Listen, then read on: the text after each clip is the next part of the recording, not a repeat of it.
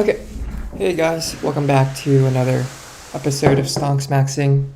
157, 158 now, almost hit 160. So, halfway through a year, very close, just about 23 more days until we hit that half a year mark.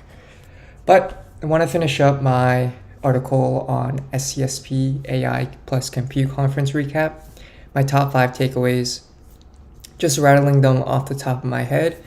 Number one is this idea of adopting a long-term outlook and a long-term investment horizon as opposed to Wall Street's short-termism. It actually does seem like Donald Trump and the administration today is actually focusing on the long-term objectives. There was a few articles Wall Street Journal posted today, and I think also CNN, CNBC, all those publications as well. The second takeaway is there's going to be 3 big bottlenecks for building out AI infrastructure and semiconductor infrastructure in the US. Those 3 being energy, labor, and permitting, more so like government regulation. The third takeaway is that there's an increasingly there is an increasing duopoly between China and the US. I don't know how to word that the best. But these 2 countries, China and US, are really the leaders in AI today. If you think about what countries have the most vertically integrated infrastructure, China, US are the top 2. Number 4 was the discussion of computing platforms. CPUs, GPUs, I say CPUs 1960s, 1970s, all the way up until about 2010, 2015. Beyond that is the GPU era. Excuse me. Up until whoever knows when. And then the next computing platform could be quantum, it could be reversible computing. It could be neuromorphic computing, probabilistic computing. There's a lot of different platforms and technologies that are currently in development that could really define the next generation platform of compute. And it does seem like one of these platforms isn't really going to replace the other, but it's more so you have different options. Just like how today you still have a lot of traditional workloads on CPUs. In the future, you'll probably still have CPUs and GPUs, but potentially other types of accelerators. And then finally, I think there's been a lot of recommendations on some of the panelists at SCSP on what the government can really do to ensure US leadership in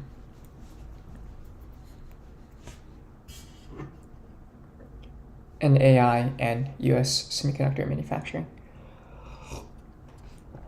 Okay, so I think with that, I'm going to revise the first paragraph here.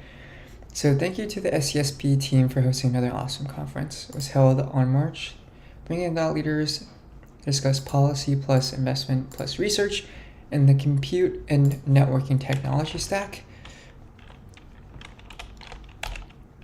encompassing artificial intelligence and US and semiconductors.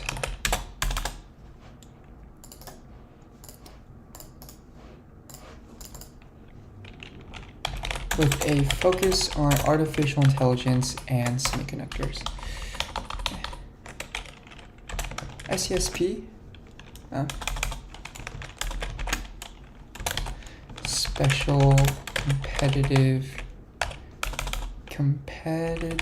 Studies Project, was founded by Eric, ex-Google CEO Eric Schmidt, in 2021, I think.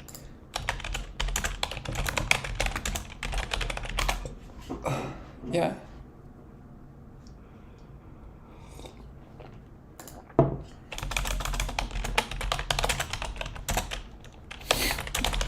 goal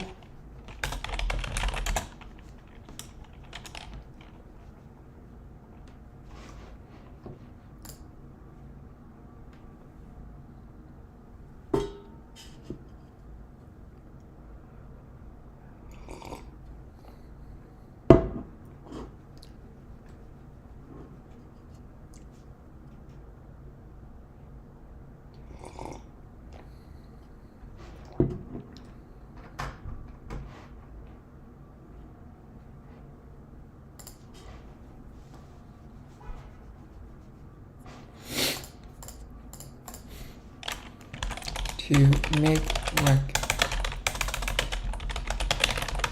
strengthen America's long-term competitiveness as AI and other emerging technologies are reshaping our national security, economy, and society.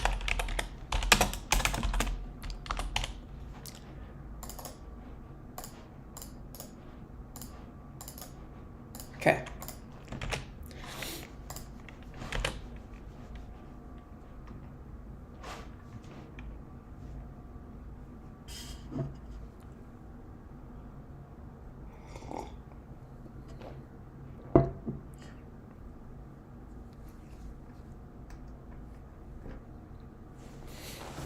Special studies project. Okay, I didn't realize it was based off of something that was back in the day.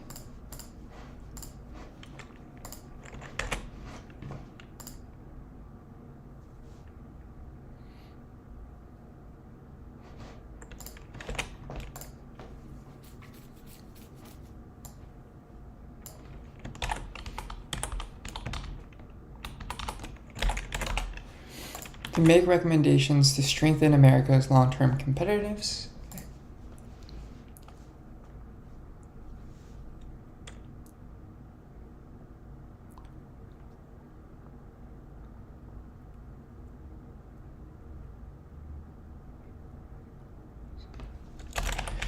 Thursday's discussion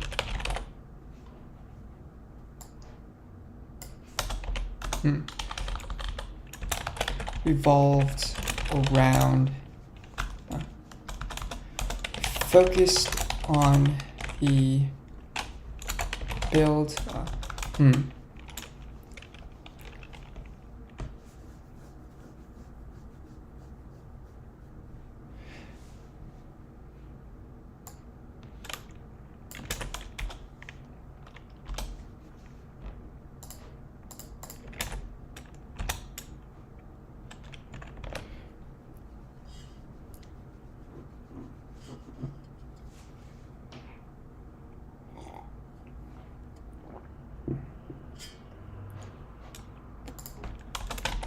I'll restructure this. So on Thursday, March 6, 2025,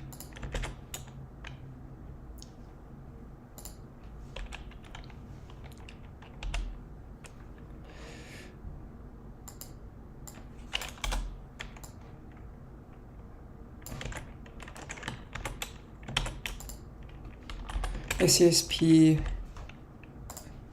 held the AI plus Compute conference in Washington, D.C., bringing in thought leaders from industry, academia, government to discuss policy plus investment plus research in the compute and networking technology stack. The main topics in focus were how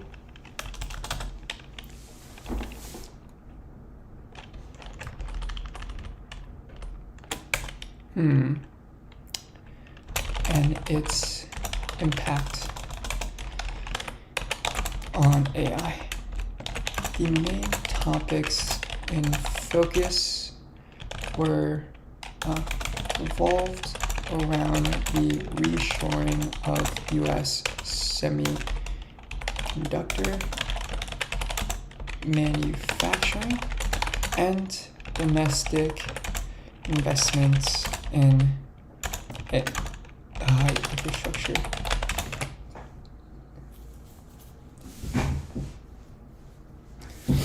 So thank you to the SCSP team for hosting another awesome conference. SCSP Special Competitive Studies Project was founded by ex-Google CEO Eric Schmidt in October 2021 with the mission to make recommendations to strengthen America's long-term competitiveness as AI and other emerging technologies are reshaping our national security, economy, and society. On Thursday, March 6th, SCSP held the AI plus Compute Conference in Washington, D.C., bringing in thought leaders from industry, academia, and government to discuss policy plus investment plus research in the compute and networking technology stack. The main topics in focus revolved around the reshoring of U.S. semiconductor manufacturing and domestic involvement and investment in AI infrastructure. So this post recaps my top 5 takeaways and thoughts from the conference. Let's dive in.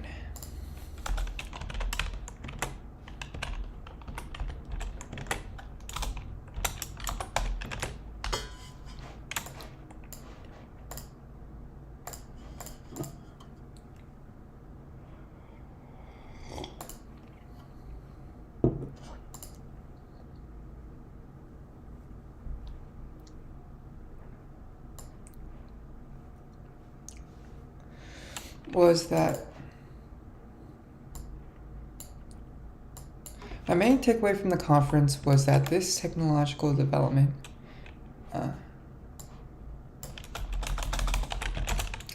the build out of AI infrastructure, so data centers, electrical grid,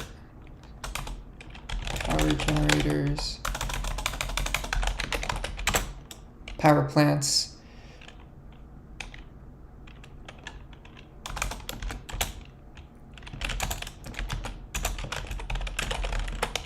manufacturing is going to take lots of time. It's going to take time. Is obsessed. Wall Street is obsessed with short-term quarter results, but the reality is building an AI infrastructure and US semiconductor manufacturing is going to take years. This idea was reiterated many times by industry visionaries, including ex-Intel ex-CEO Pat Gelsinger and OpenAI policy head Ben Schwartz. By adopting a long-term view,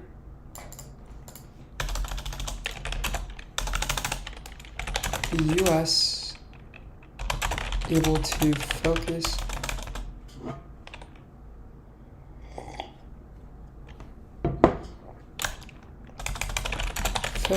on applying capital strategically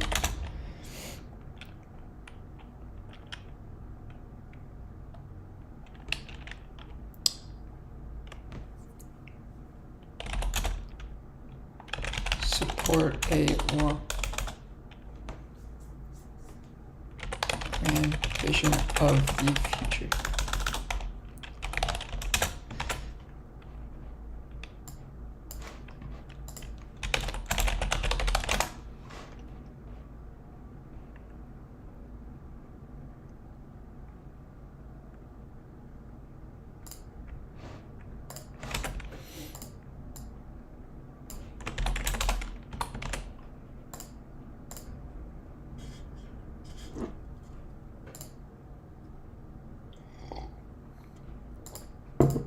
There is a distinction to be made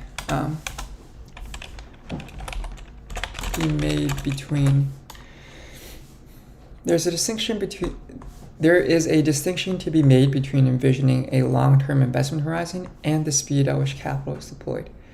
Keith Krach, ex-CEO of DocuSign, proclaimed the natural law of technological leadership.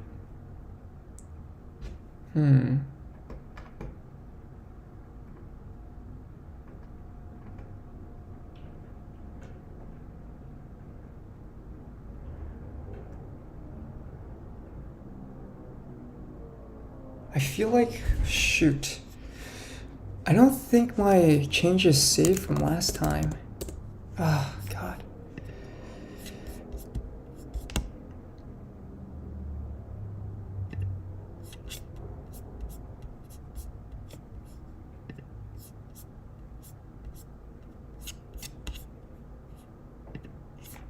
Damn it. Okay, that's frustrating.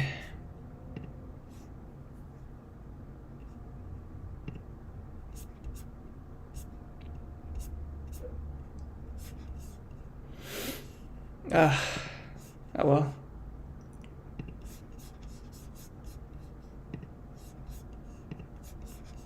Yeah, I think the changes I made last night did not get saved. Alright.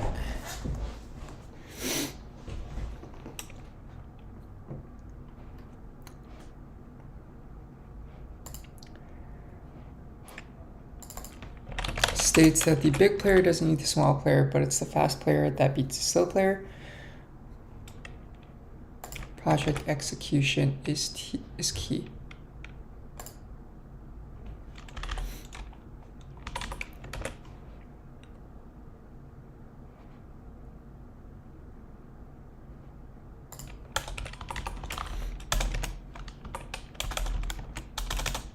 Wall Street's short-termism. Focus on the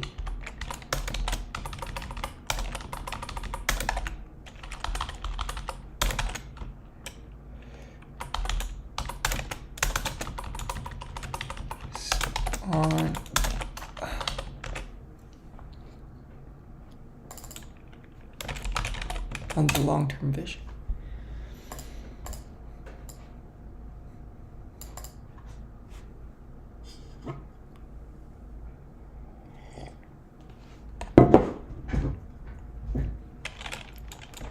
Semiconductor,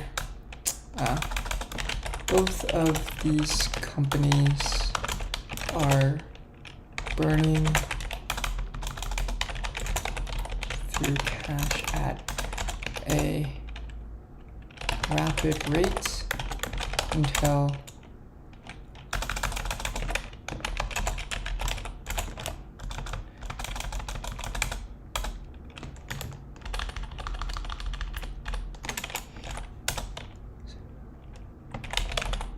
Intel is currently burning through billions of dollars.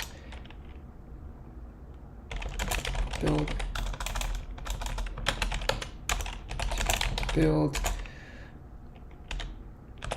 next generation fabs in Arizona to support their 18A process, manufacturing process.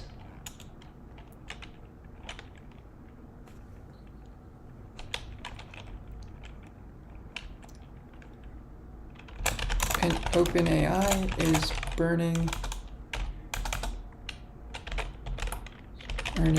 through billions to buy GPUs for training, pre-training, post-training, and inference. Time compute.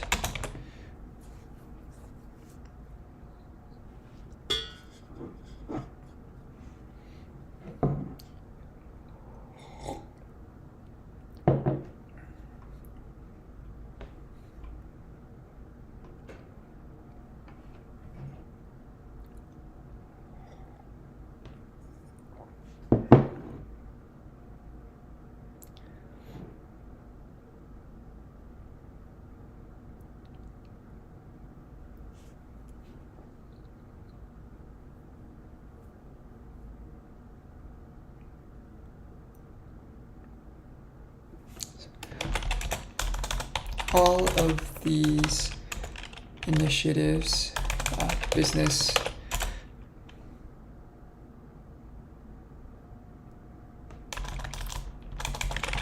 capital allocation decisions seem disastrous in the near term, but the long term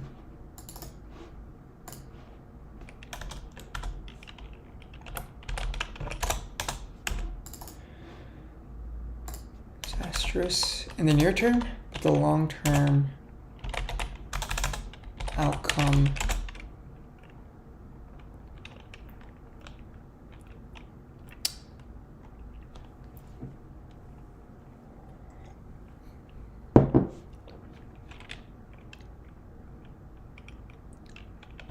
will be fruitful.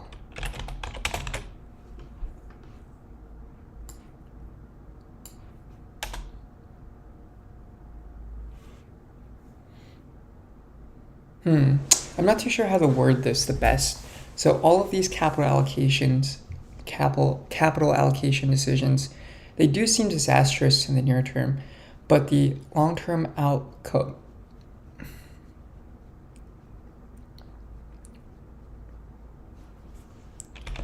makes these short-term sacrifices pale in comparison.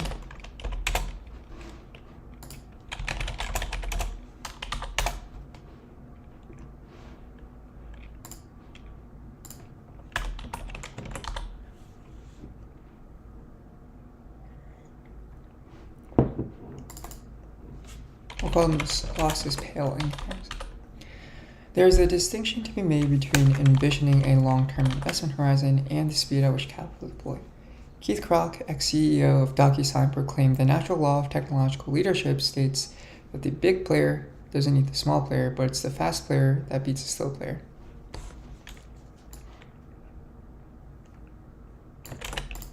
Fast player that beats the slow player. For the US to dominate this field, the speed of capital deployment and project execution is key.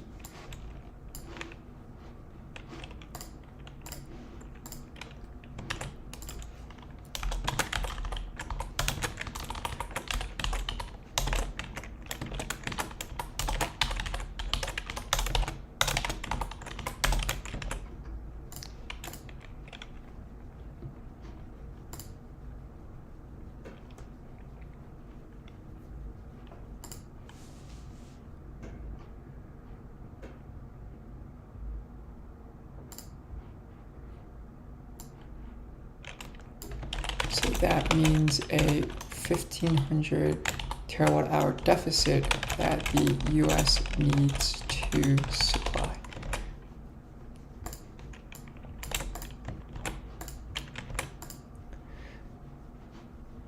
To reshore US semiconductor manufacturing, the industry trade group SIA estimated the semiconductor workforce will grow by around 15,000 jobs in 5 years by 2030.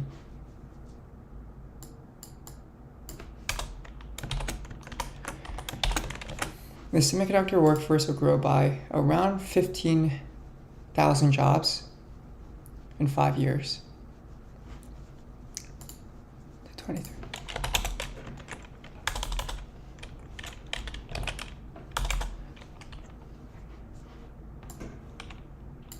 Grow by to roughly 460,000 jobs by 2030. The SIA estimates that more than 50% of these jobs are at risk of going unfilled when extrapolating current degree completion rates. Okay.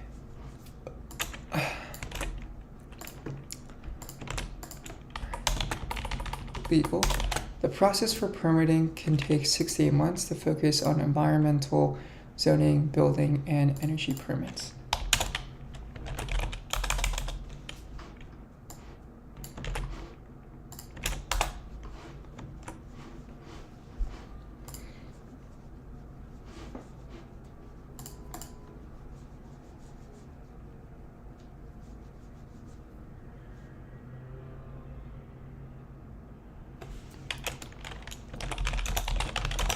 To slow bureaucratic timelines.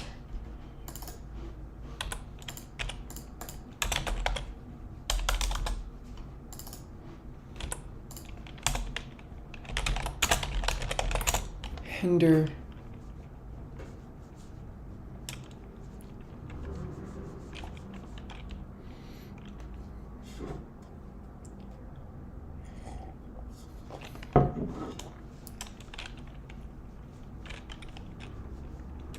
quick execution.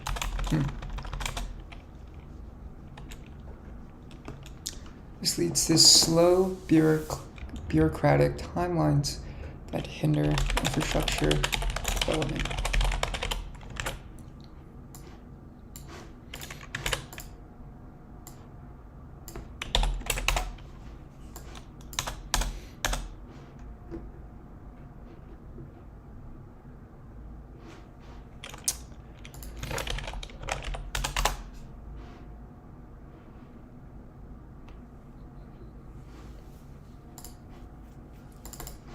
Bureaucratic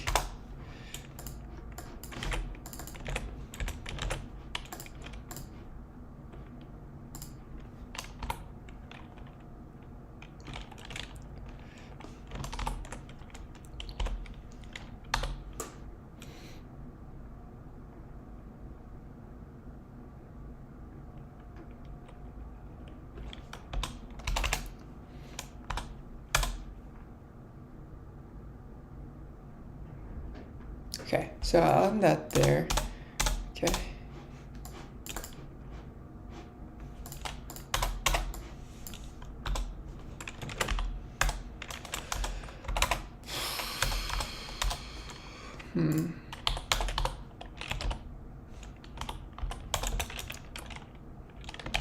The AI and semis race is becoming a duopoly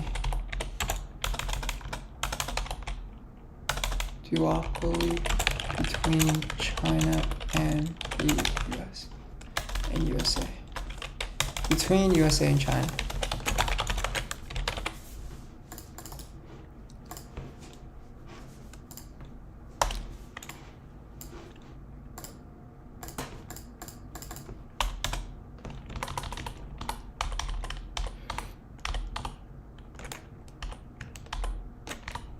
I don't know if duopoly. This is like a monopoly. One person or one country owns it. Duopoly, to dominate the markets. Okay. I guess that kind of makes sense.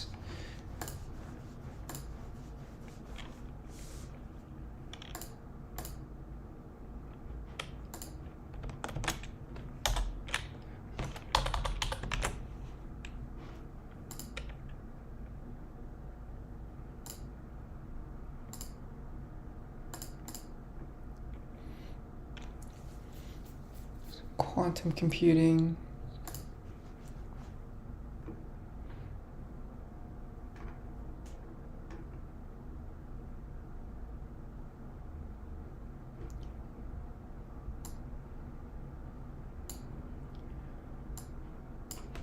But today the landscape increasingly looks like yeah, I don't even think I need this.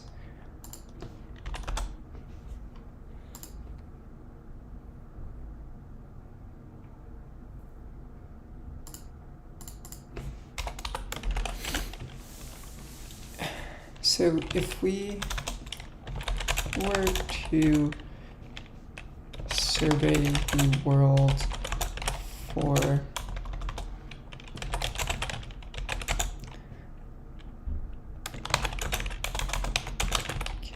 capabilities, each country of the world for their AI capabilities,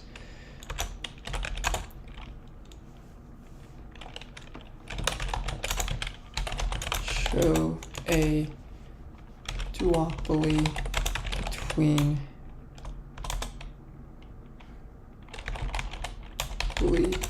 the US and China.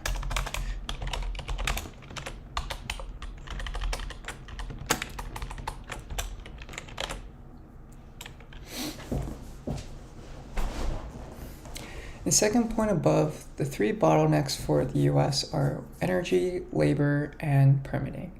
Many panelists noted that China is better positioned to the US on all three of these fronts. When comparing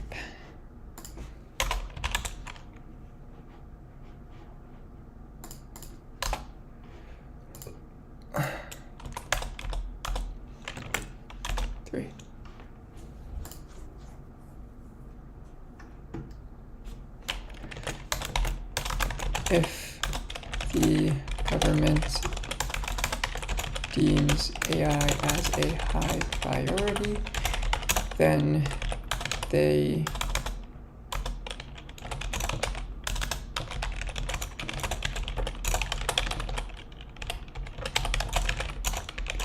developed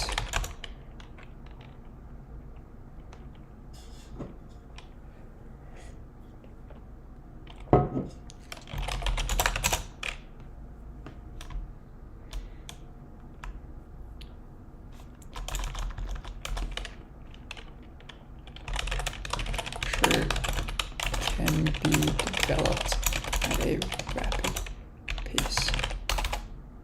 So despite these Chinese advantages, the US still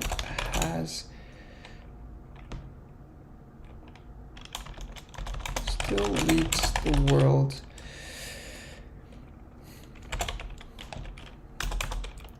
in design,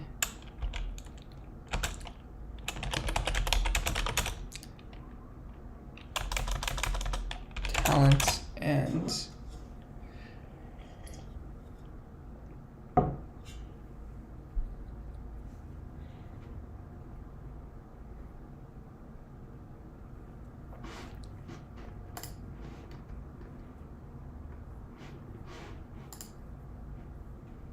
all right, semiconductor design, talent, tooling, and talent.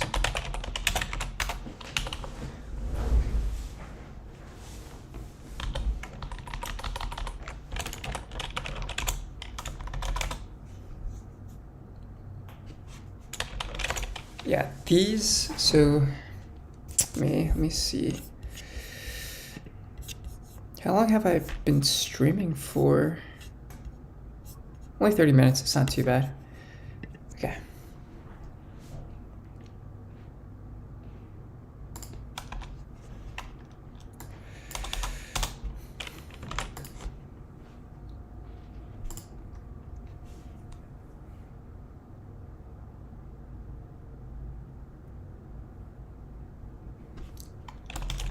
So trade restrictions placed on China hurt its ability to get access to cutting edge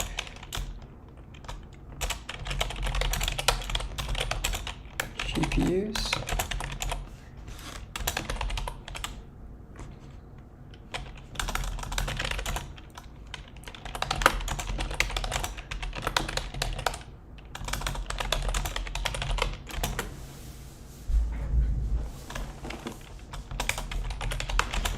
So, trade restrictions placed on China hurt its ability to get access to cutting-edge GPUs that can train larger models.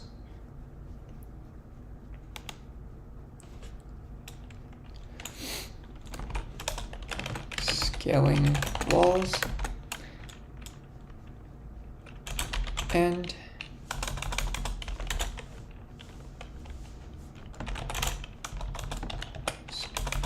it also prevents China from developing a leading process technology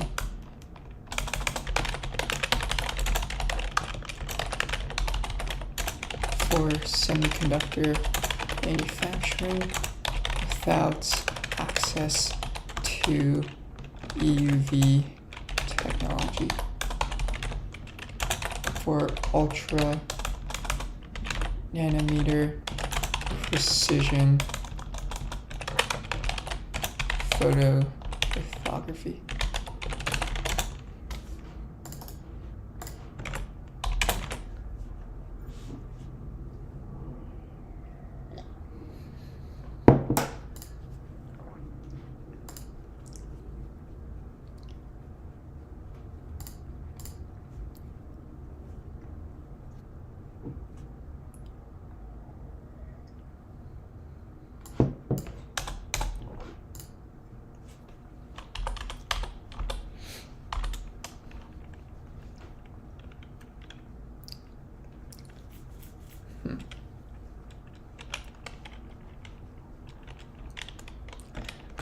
The many panelists noted that the trade restrictions are an imperfect solution to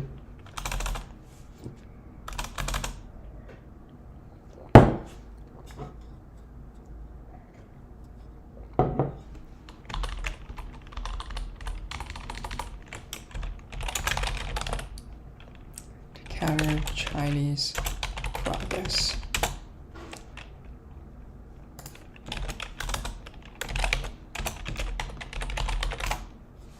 GPU smuggling, okay.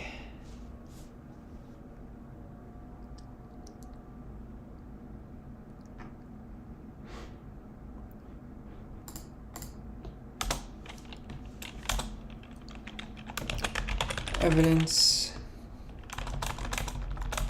There is evidence of ways to circumvent these restrictions.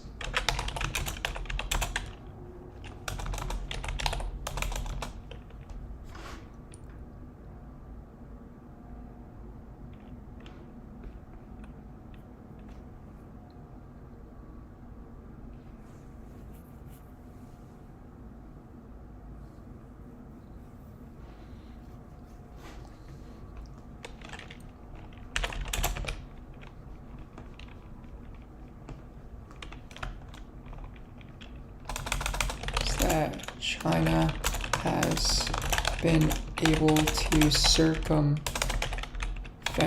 these restrictions by smuggling chips from nearby neighbors, Singapore and Malaysia.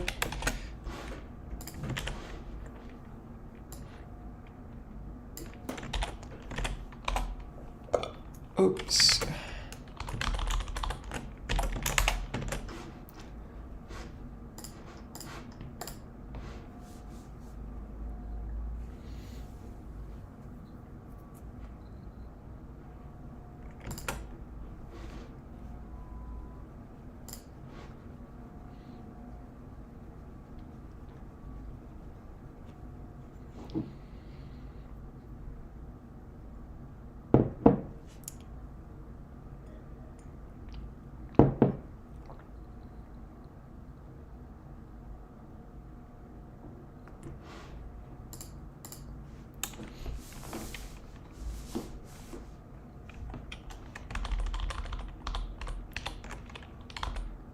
Through nearby neighbors and setting up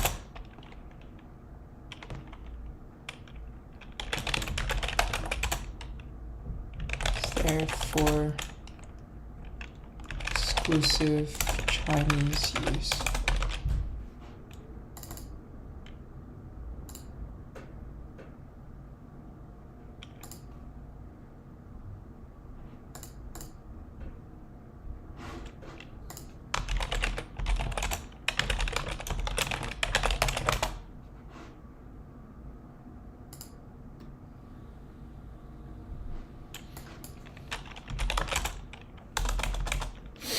China using Singapore.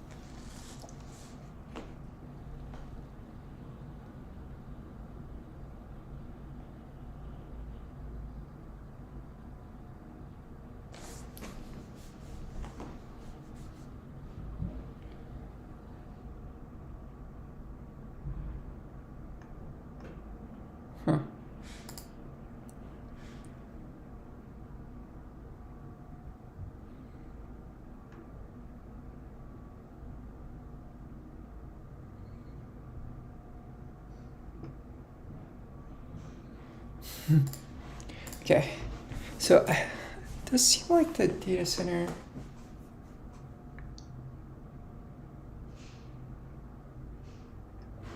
Singapore data centers. Singapore data center.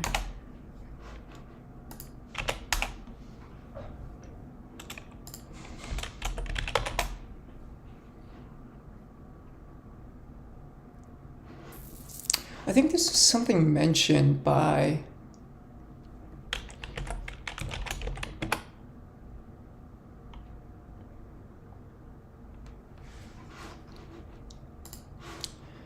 maybe this is something that semi-analysis put on. Menu.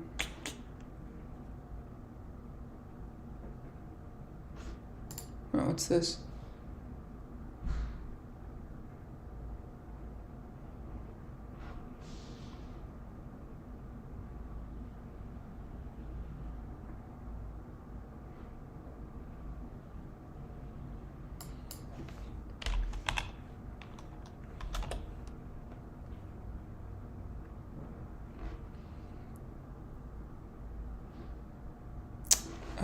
This is actually pretty cool.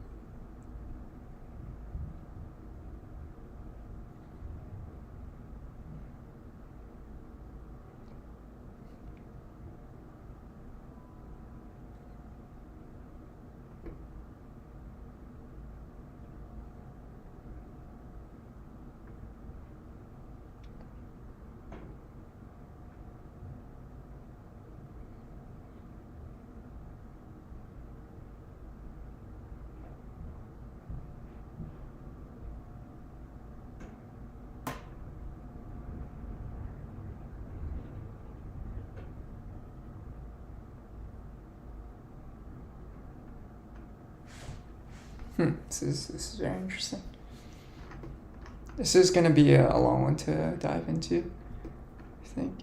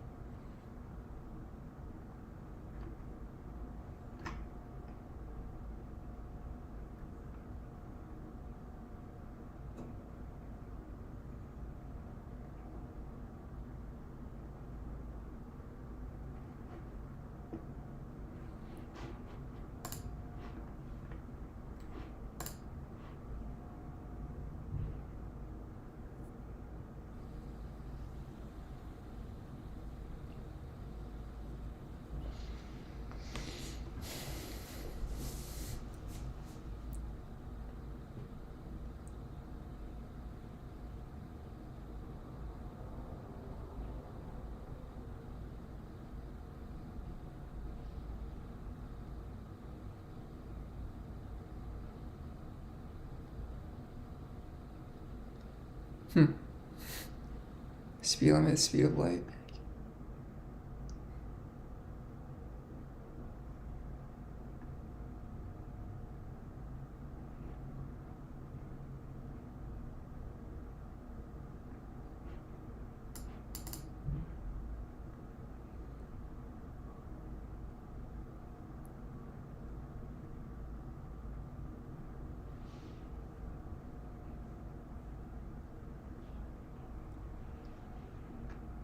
The apex predator.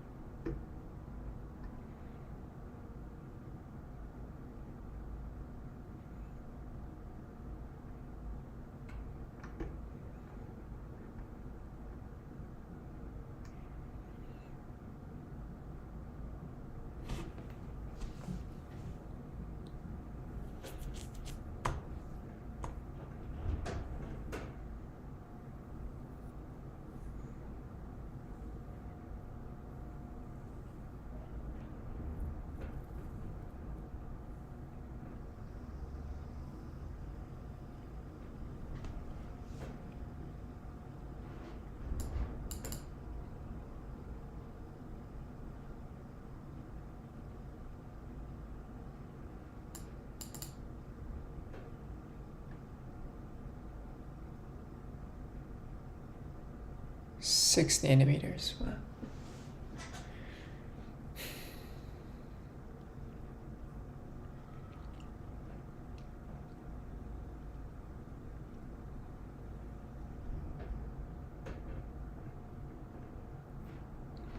Okay, so that's interesting. Yeah, I think this was the DeepSeek.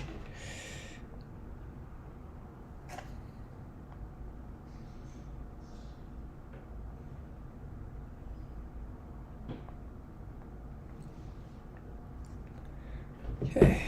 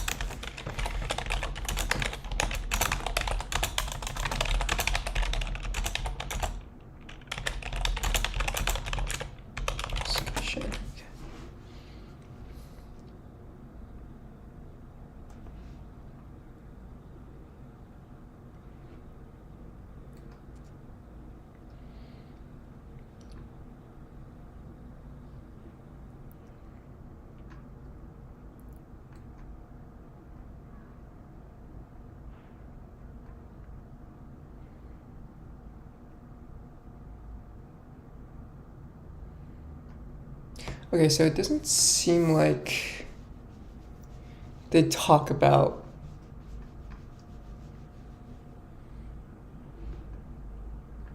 yeah, it doesn't seem like they talk about the Singapore data centers, but it was something that Dylan mentioned in his fireside discussion. Oh.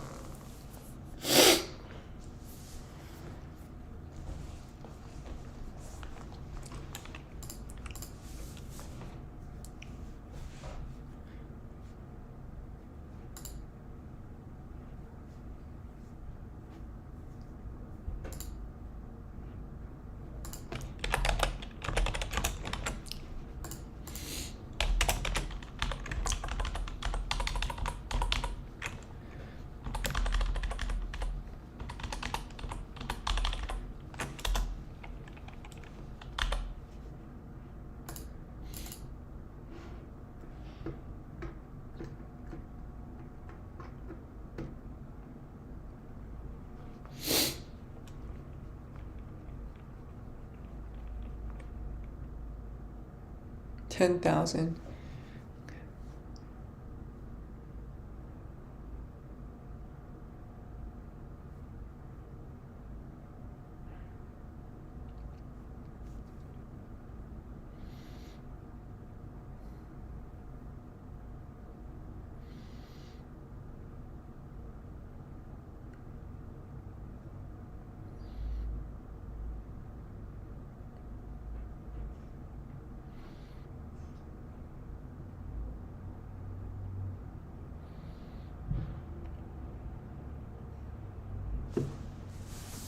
Total cost of ownership.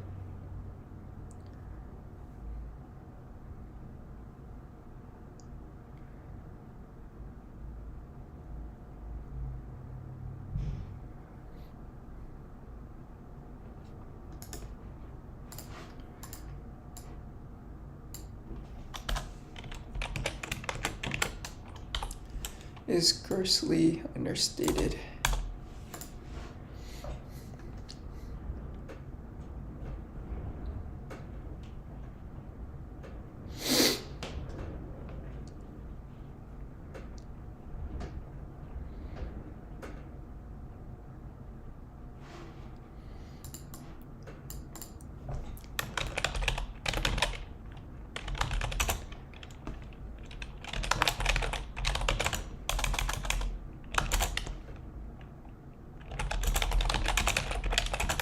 Capex is around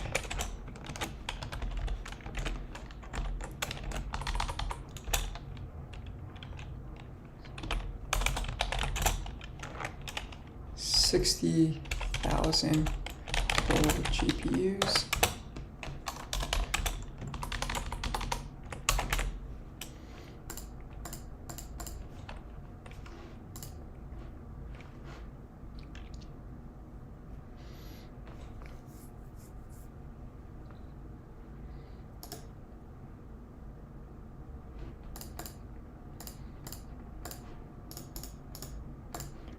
Let's see if there's like a job.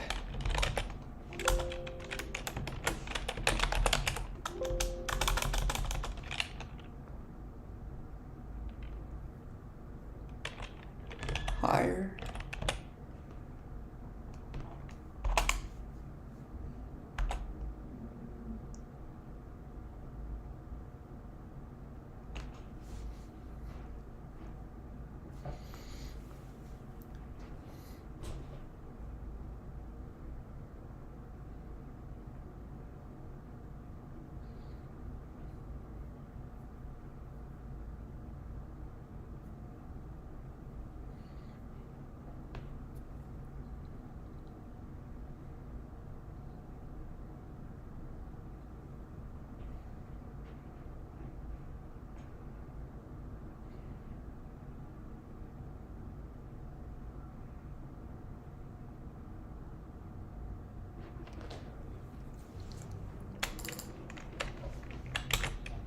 Sholto.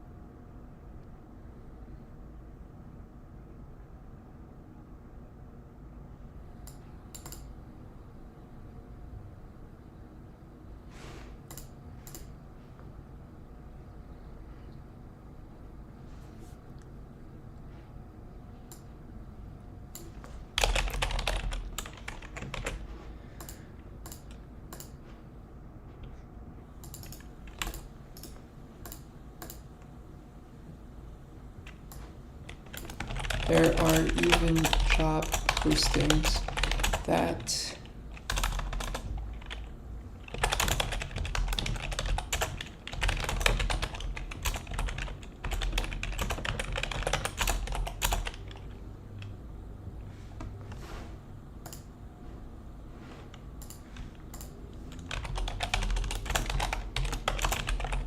no usage limits.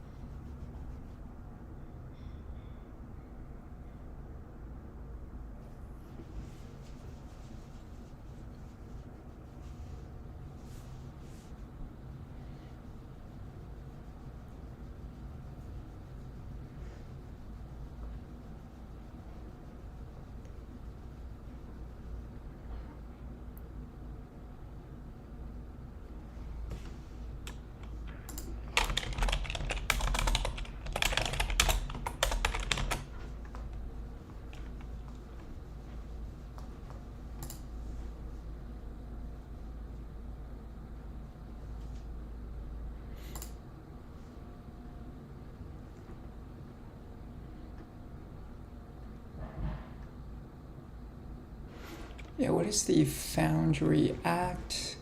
So SCSP.ai.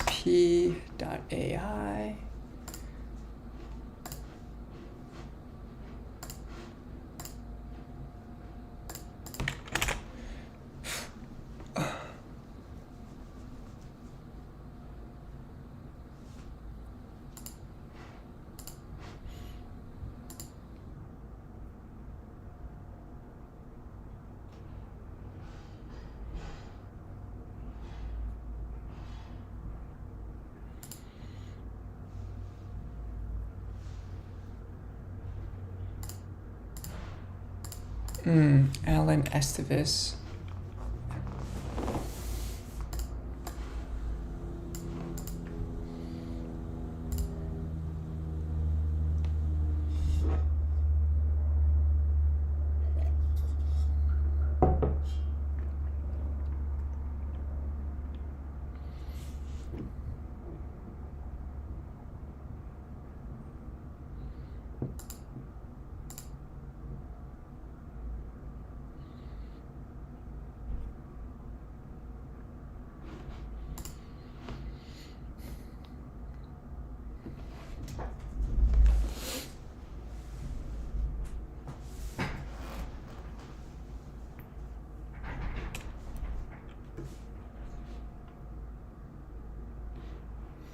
Okay, actually, I'm not too sure what this is. I think ChatGPT should be able to help.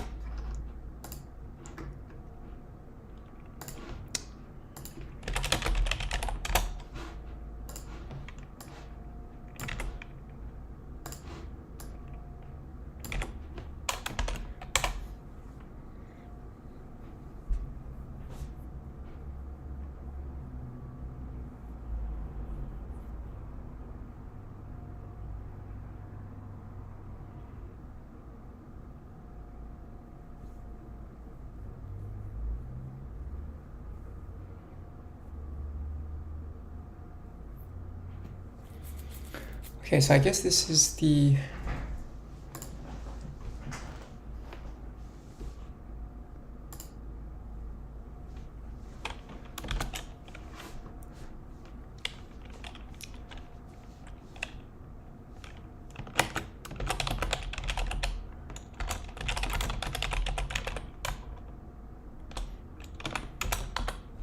so this actually might be a good footnote. Export control framework for artificial intelligence diffusion.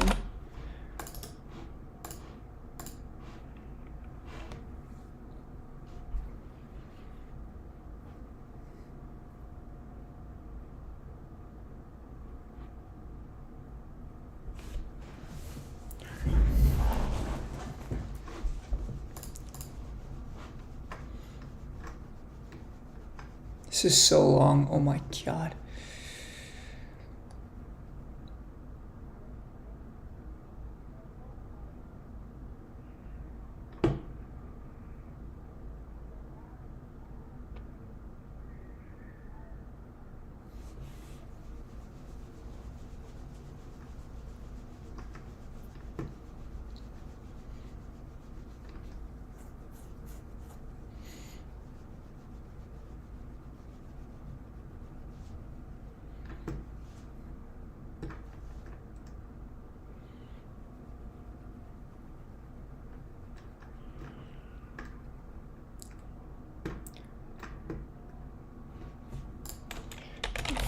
Foundry.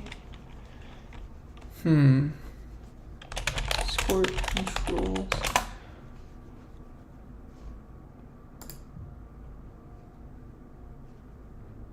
Foundry due diligence. Okay. What is foundry due diligence?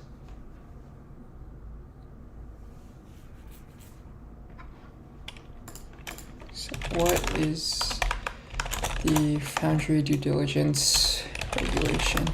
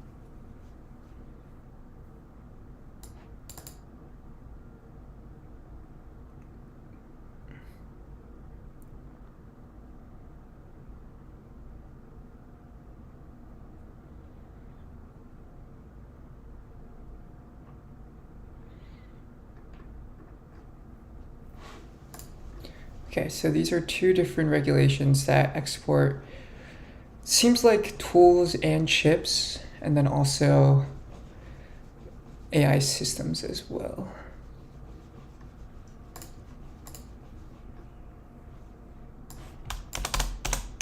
Okay.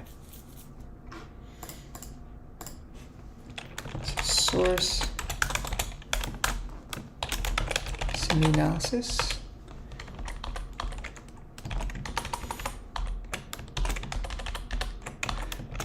Estimated DeepSeek TCO.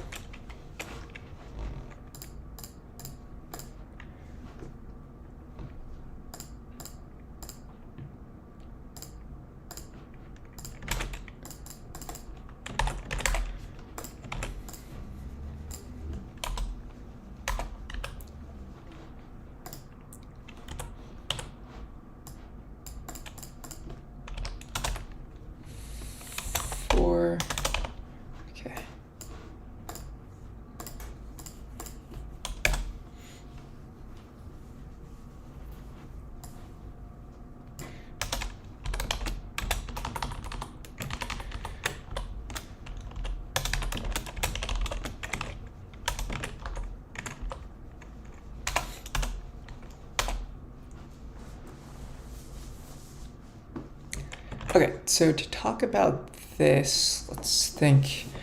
What I want to talk about here is this idea of a platform shift from CPUs to GPUs to then question mark whatever the next generation computing platform could be.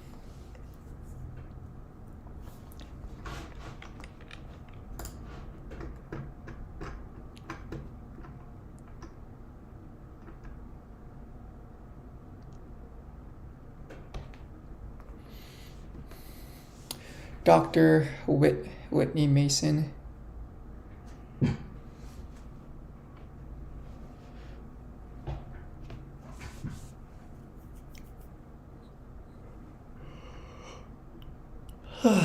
Charge and memory computes.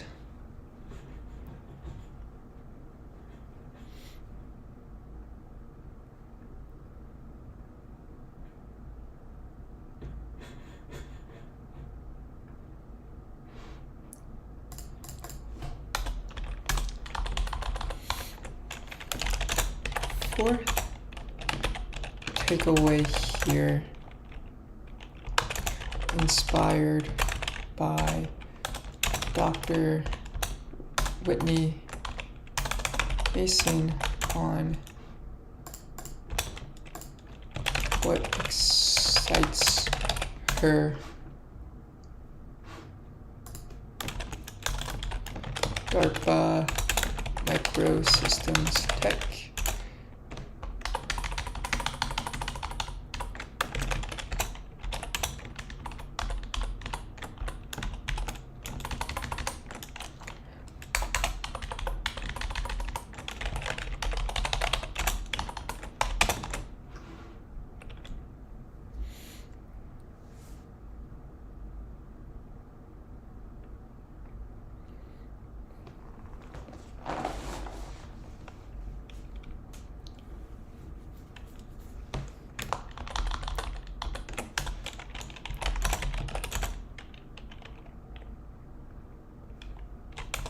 Inspired by Dr. Whitney Mason.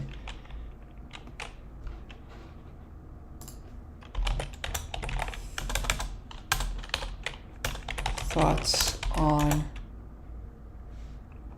computers.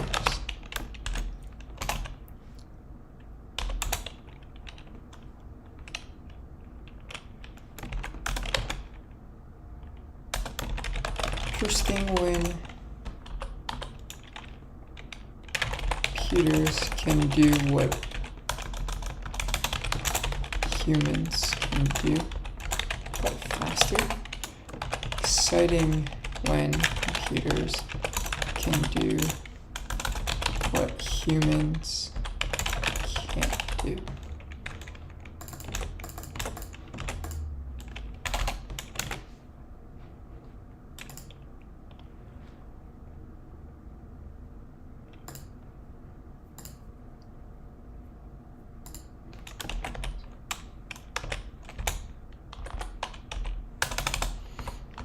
Interesting when computers can do what humans can do, but faster.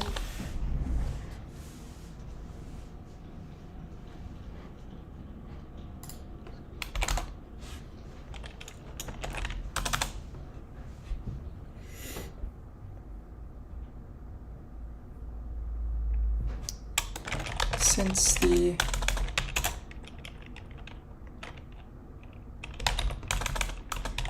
invention of the transistor back in 1948, the world of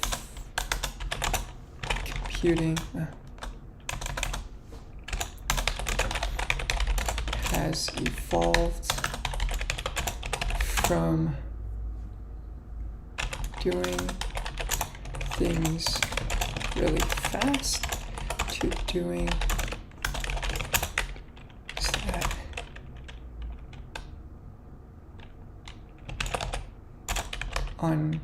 that were impossible.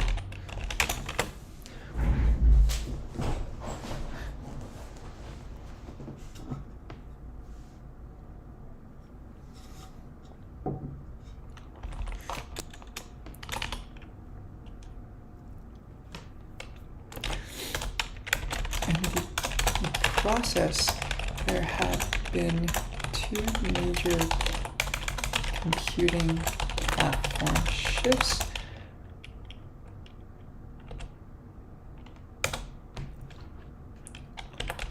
From the CPU, general purpose computing,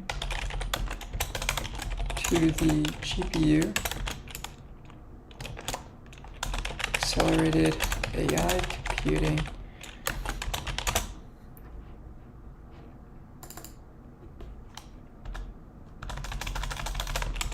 And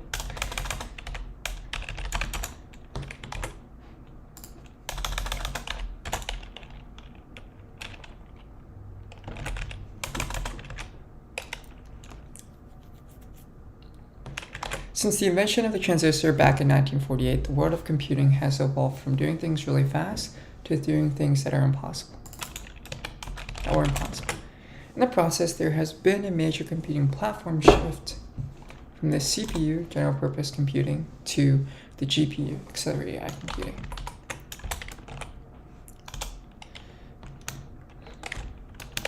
A few panelists today.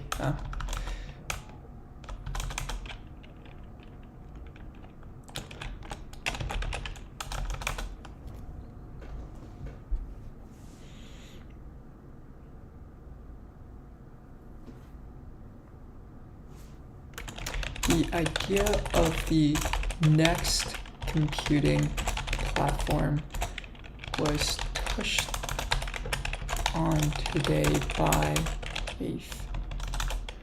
members of the quantum computing space.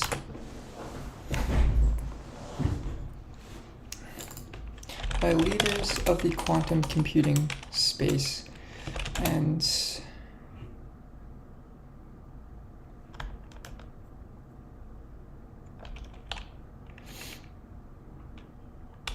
may be far off, but is a real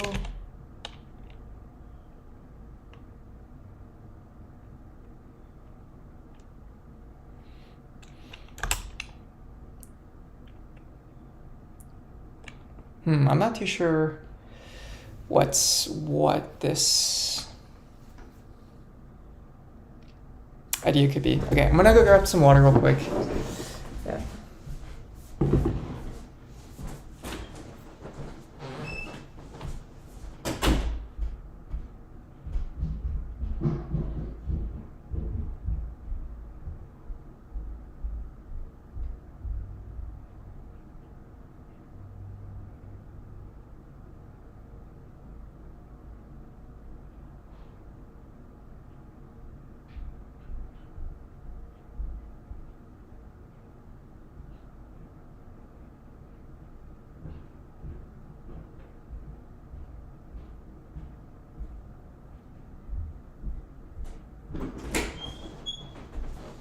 It's also very hot in my room. Alright, I need a break from just writing.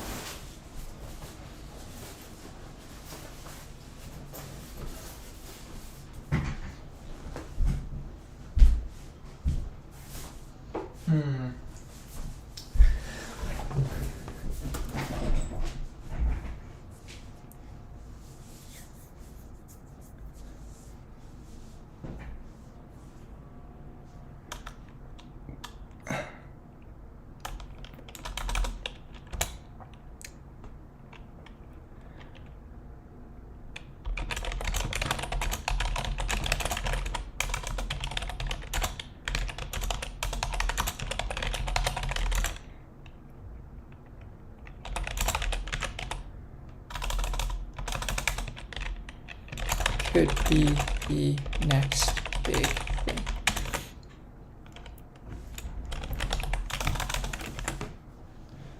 So let's think about what is quantum, right?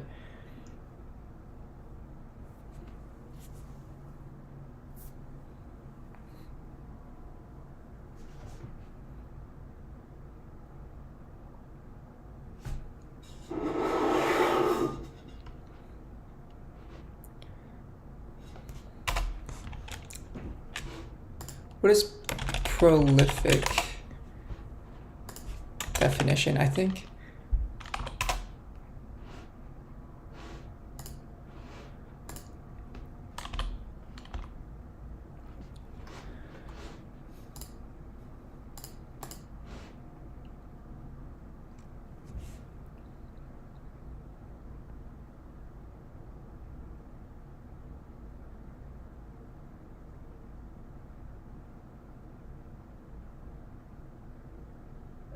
I see.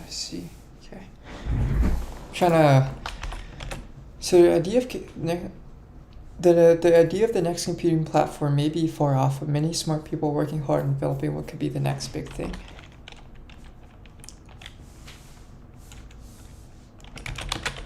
Quantum computing was a prolific topic at the conference and featured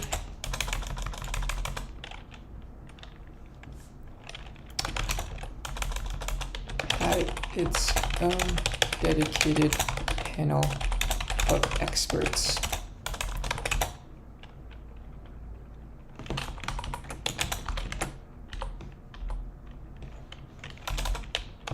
Sharing their insights.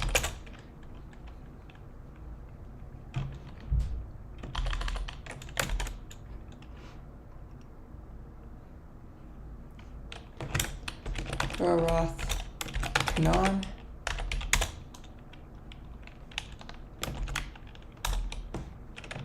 Corbin, Tillman, Zachary, Shami.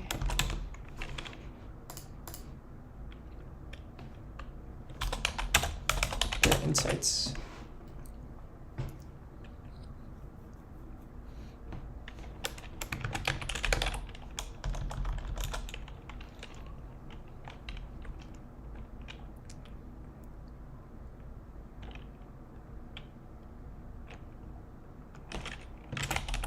Corbin tried sharing their insights.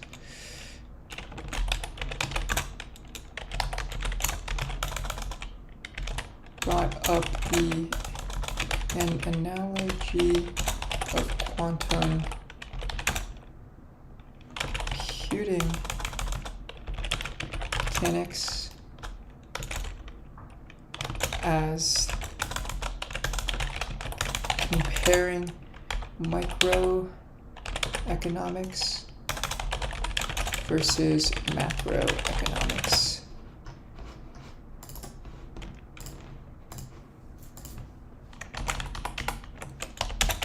They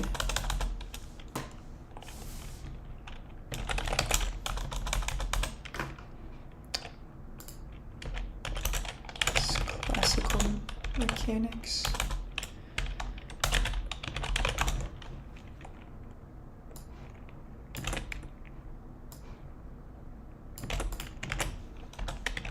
They are two fundamentally different ways of examining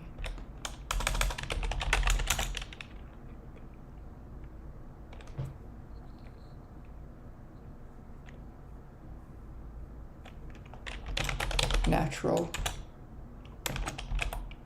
social laws.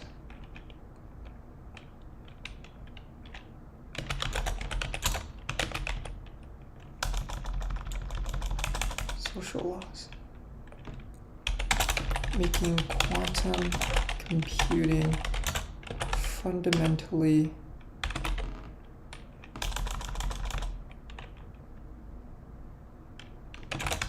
platform for solving fundamentally different problems compared to classical computing.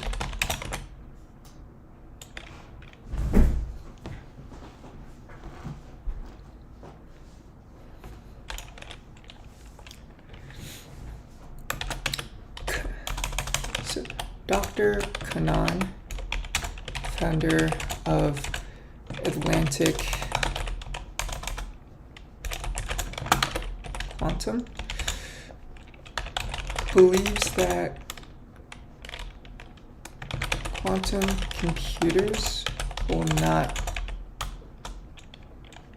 be stand-alone, but also combined with classical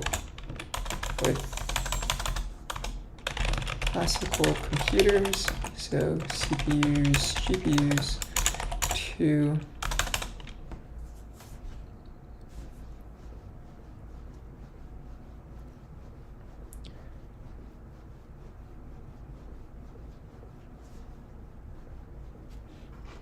but will be combined.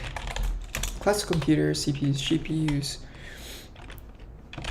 used for specialized workloads. Okay. So what is quantum sensing? Because that was actually brought up.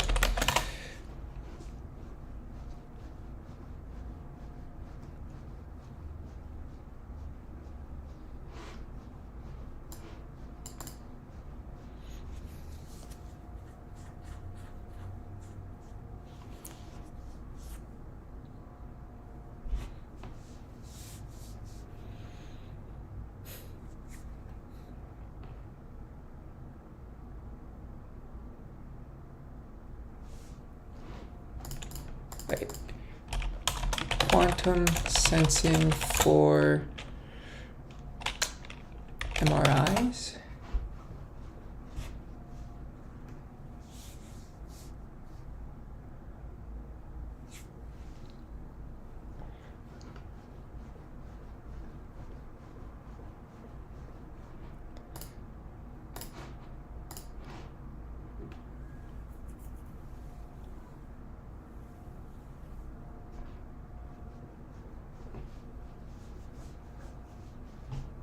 So do quantum sensors use quantum chips or qubits?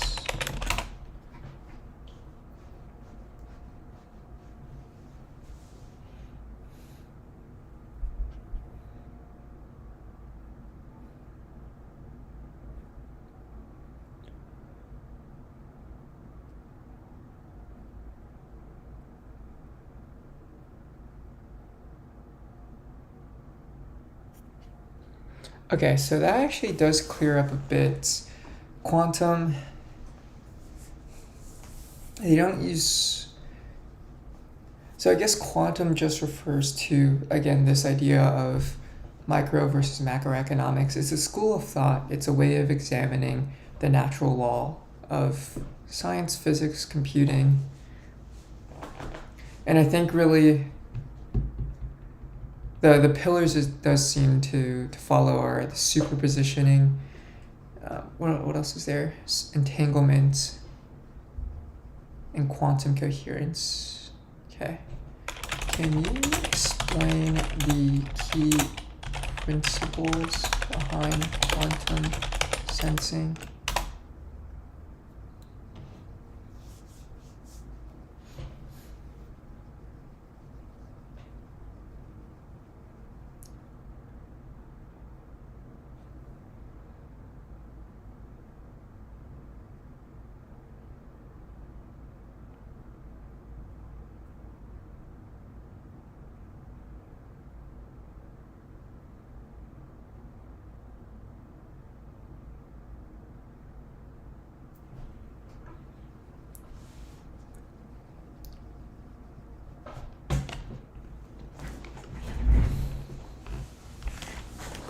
Okay, so what does it mean when two particles are entangled? Are particles just atoms or even smaller?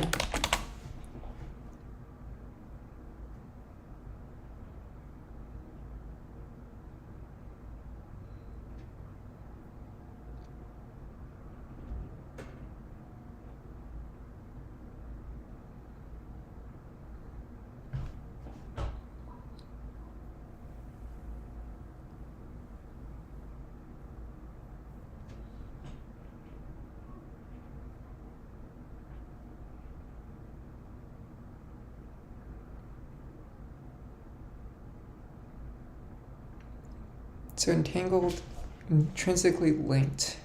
Connection is so strong that measuring one particle instantly determines the state of the other.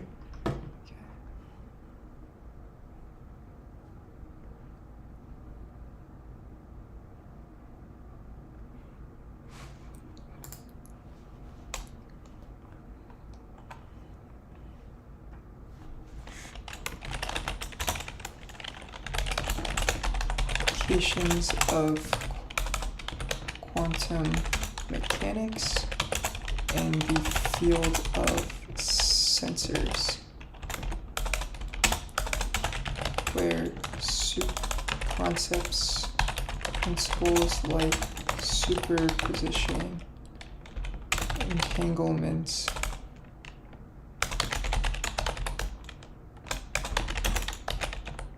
can be used for enhancing MRI images.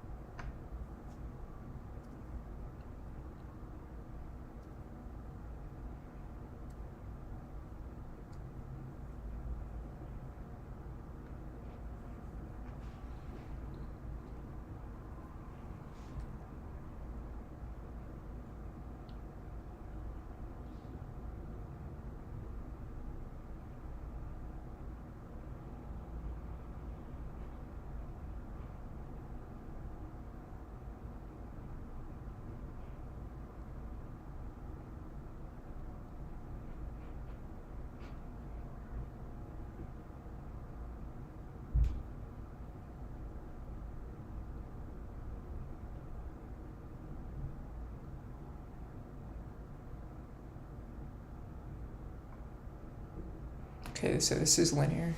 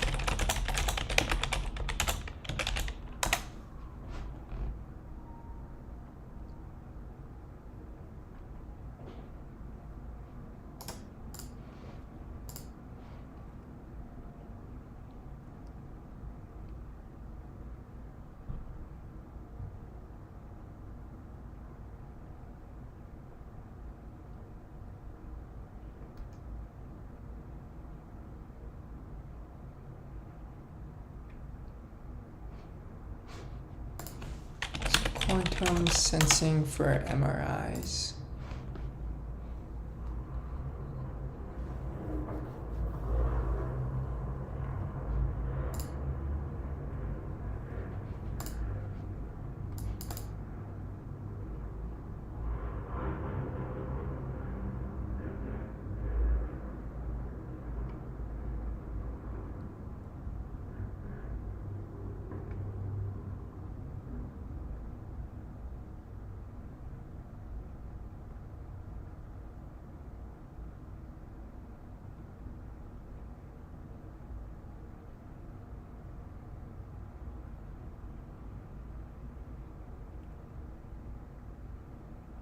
Well, oh god, I can't even.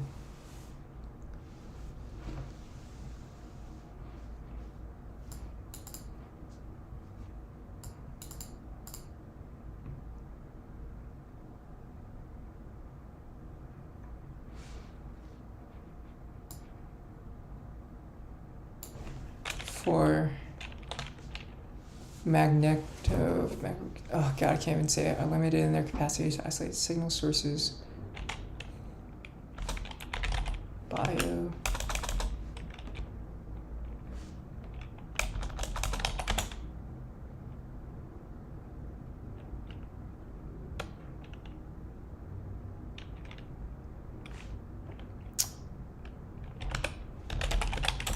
More precise locations of magnetic signals in the body.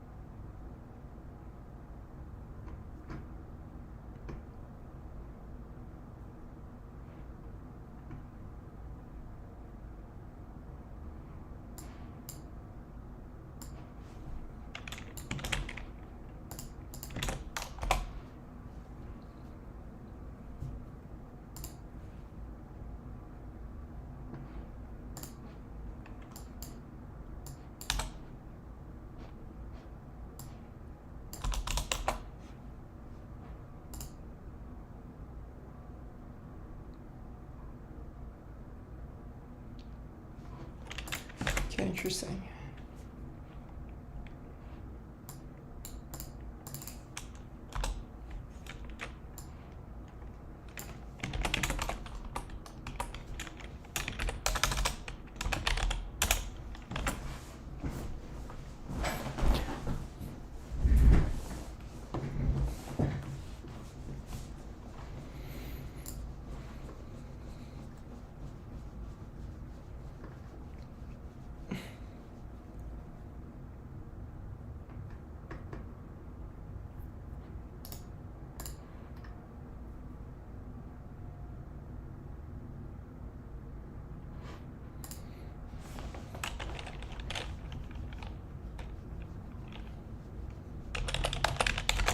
Flaws in microelectronics.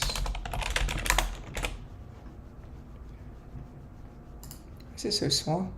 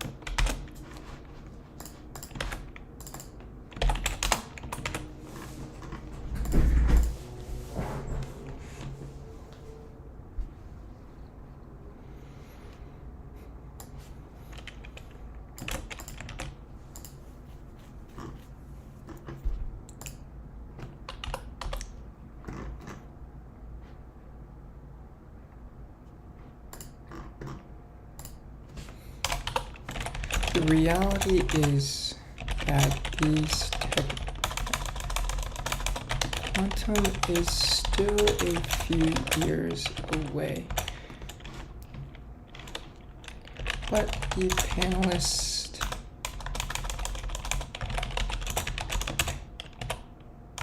multi-trillion dollar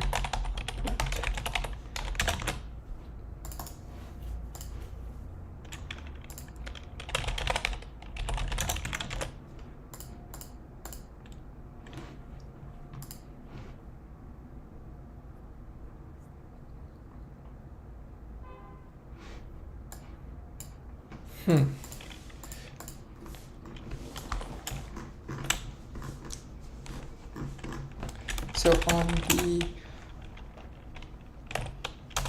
development side, the development of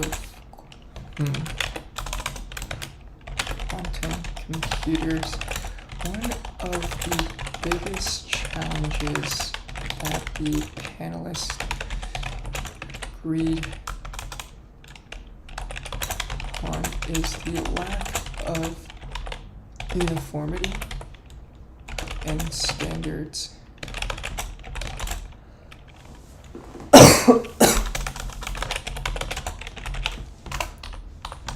Across the industry.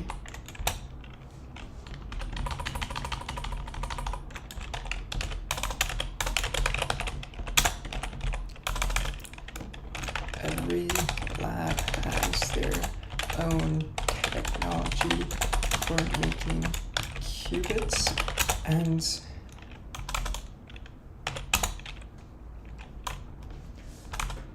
for designing unique way for designing qubits, and this poses a large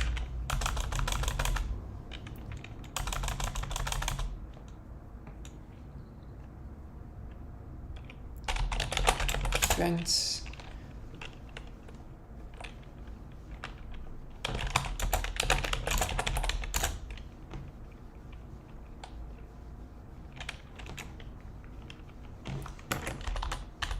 Every lab has their own unique way for designing qubits, and this prevents chip fabs.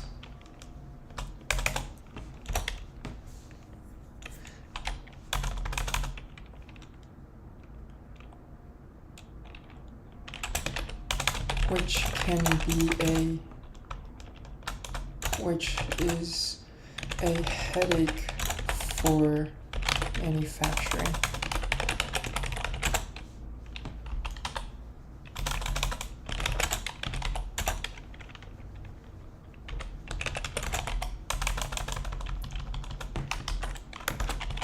Pilot manufacturers.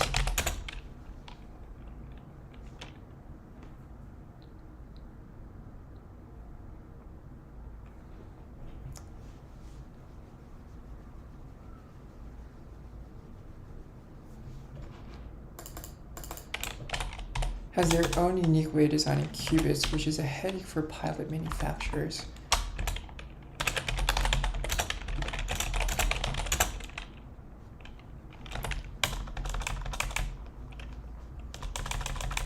For pilot fabs who actually have to manufacture. Who have to manufacture.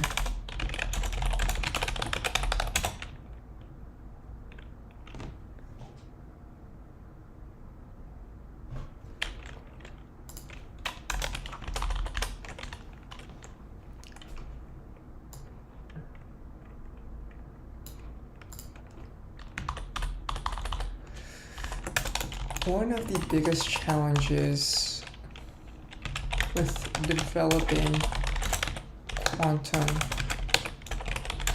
computers that the panelists agreed upon is a lack of uniformity and standards across the industry. Every lab has their own unique way of designing qubits, which is a headache for pilot fabs who have to manufacture the final product.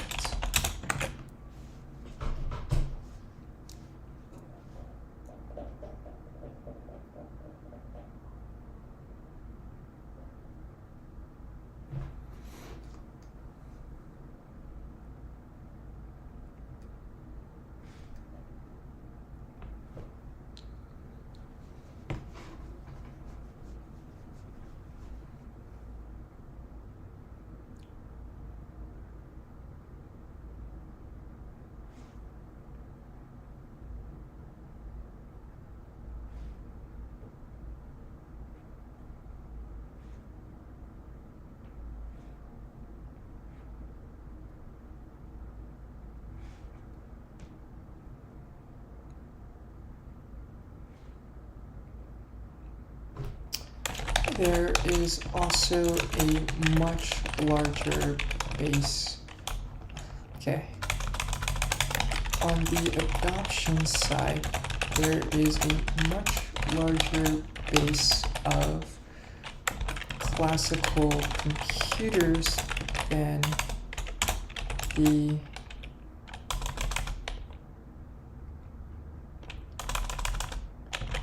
compared to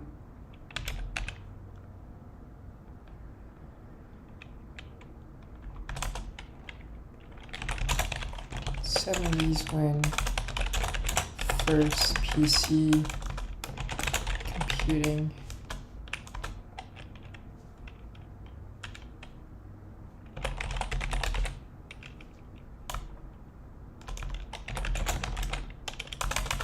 and PCs started to replace mainframes.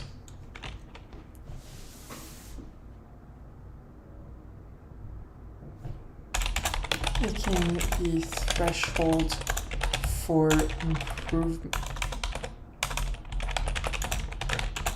higher today in order to achieve a true quantum advantage.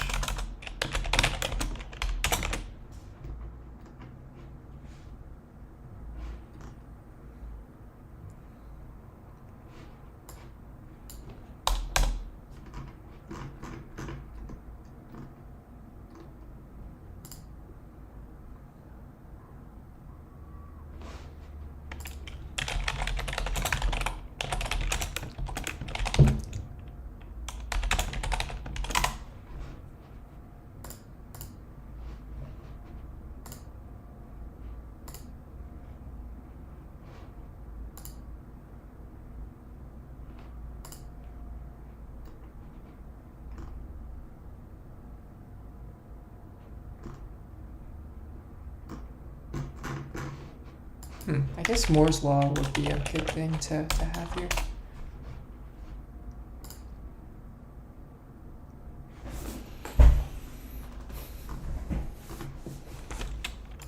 But then you also see the death of Moore's Law.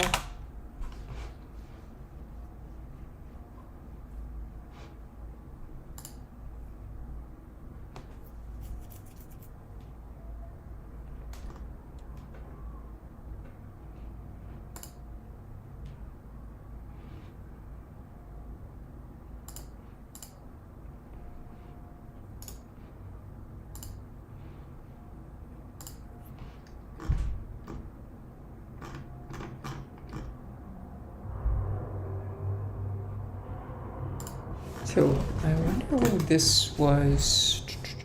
November. If I can find this, that would be very nice.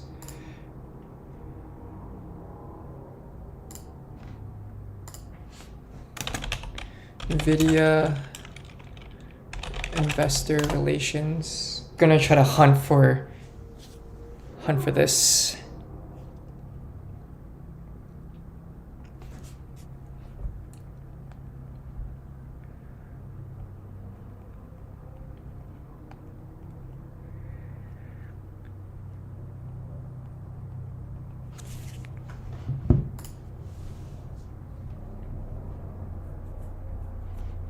So this is back in 2023.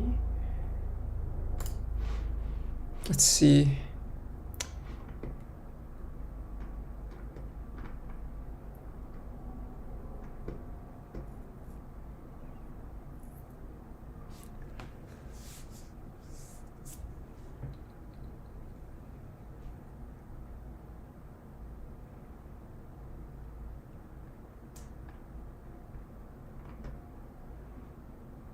Ah, okay, yeah. So this is, I wonder if there is a white background version of this. Oh, could be.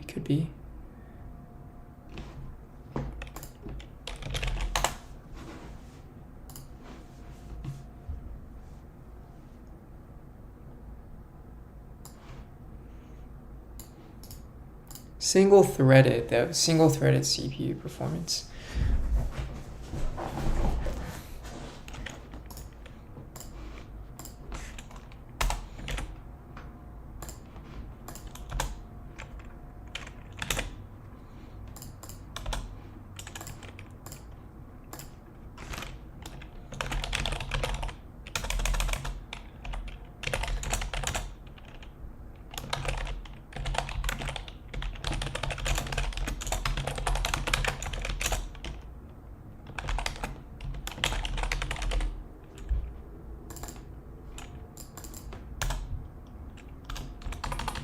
GPU computing performance.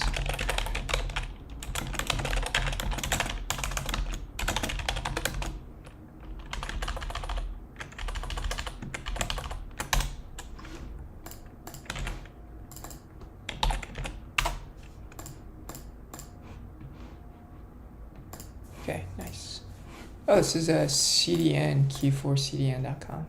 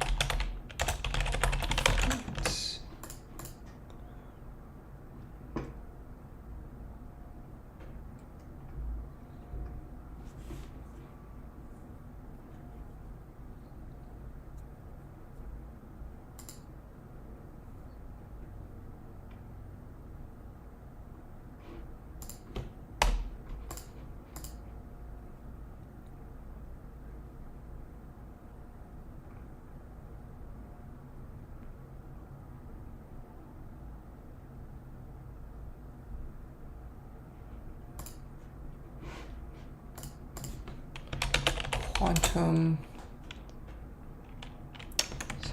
qubits. Types of qubits.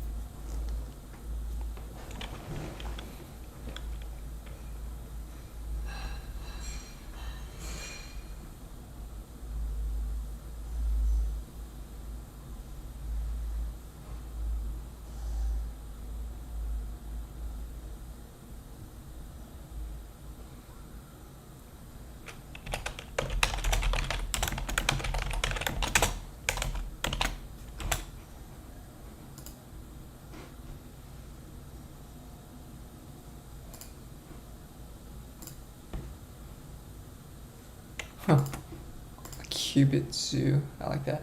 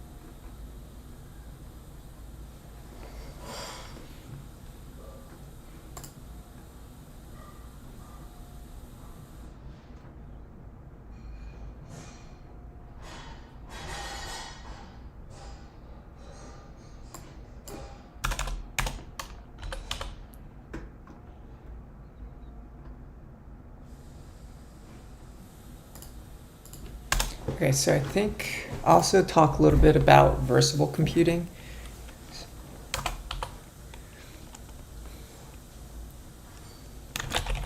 Another potential platform is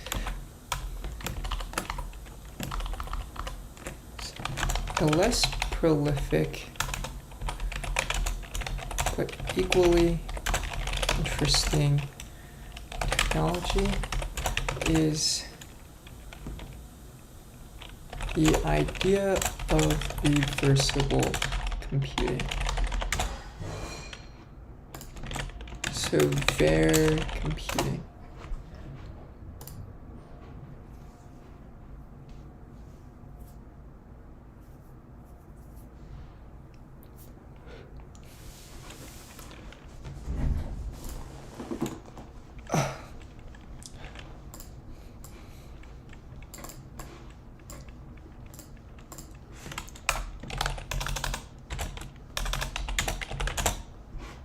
So it does seem like reversible computing is a way of reducing the energy, I believe, used.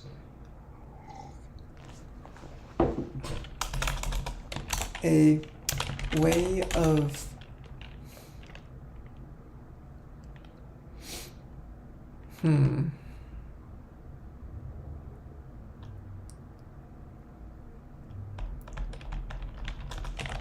the idea of computers reducing the energy, the power required for compute by forcing the flow of electrons, turning a transistor on and off.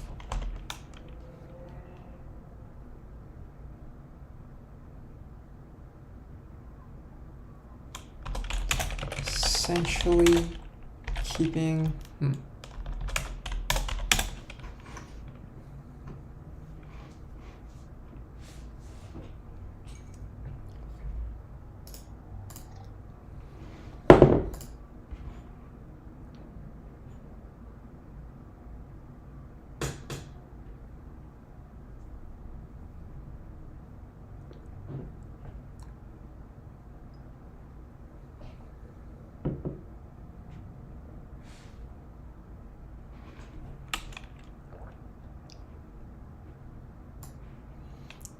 okay, I like that. So the idea of near zero energy chips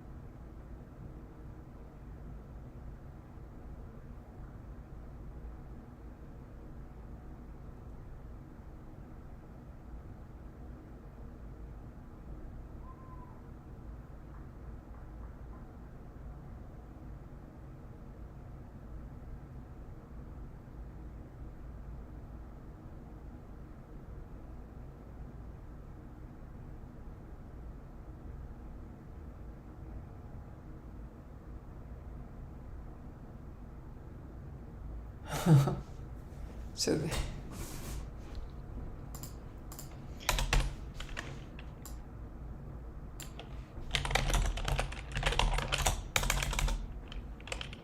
that recycles the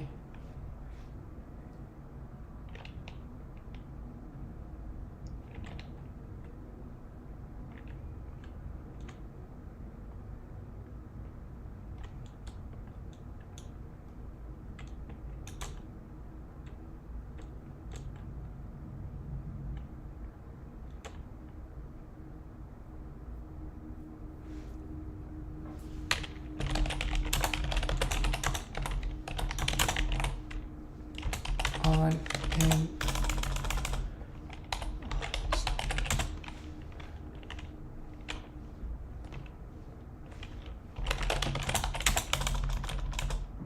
instead of losing it through heat.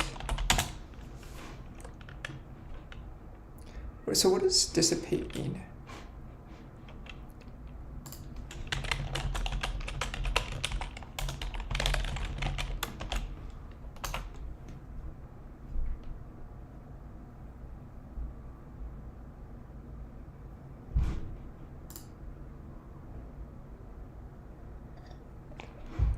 So it spreads out, okay.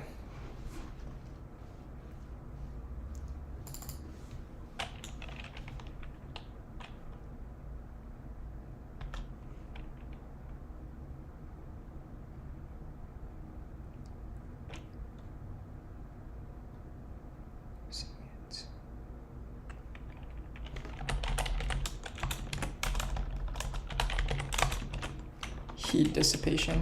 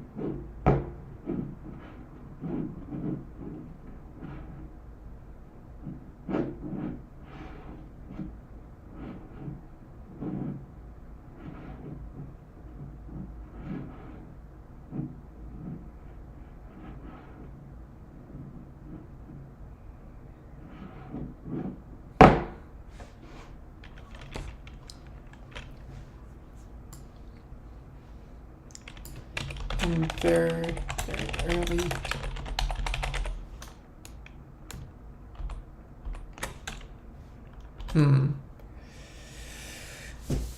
Very immature.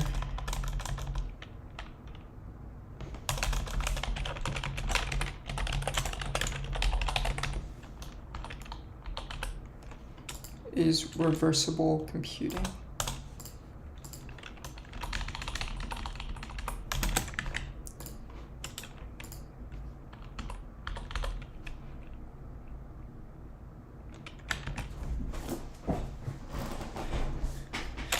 The idea of reversible computing is not new, dating back to 1990s, but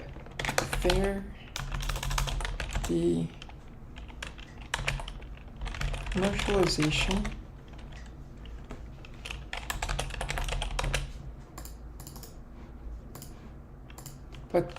these serious commercialization efforts were kicked off by startup Bear Computing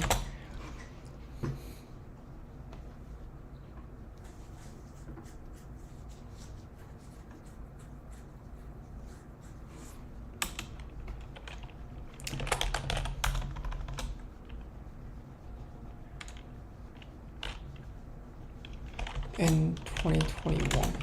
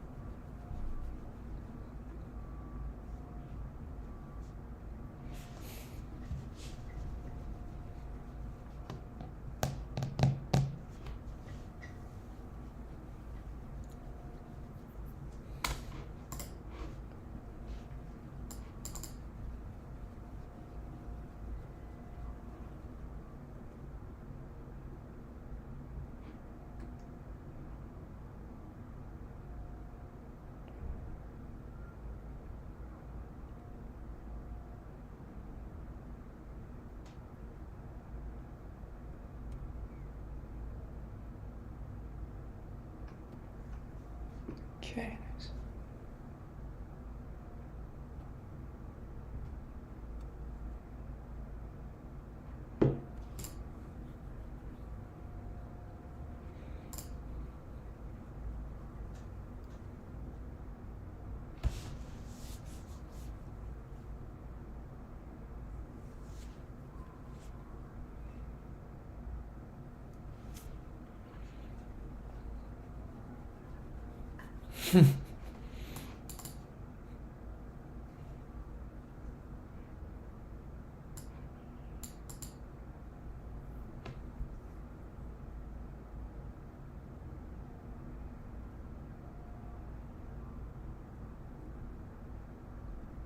Yeah, it does seem like this is probably going to get a lot of pushback because it does seem almost impossible.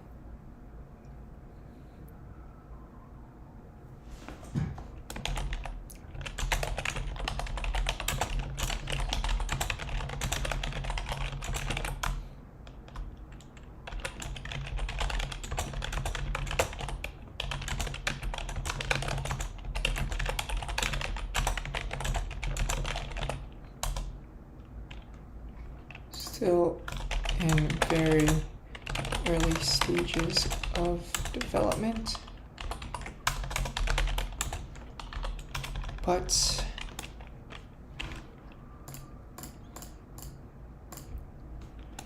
there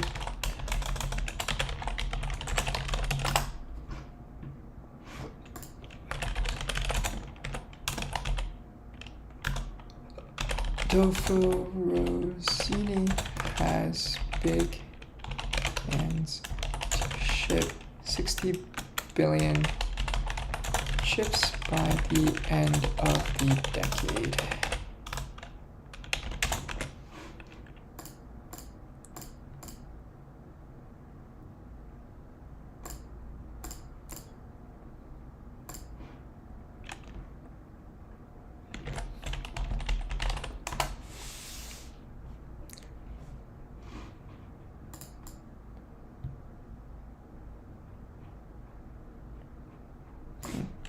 In 10 to 15 years.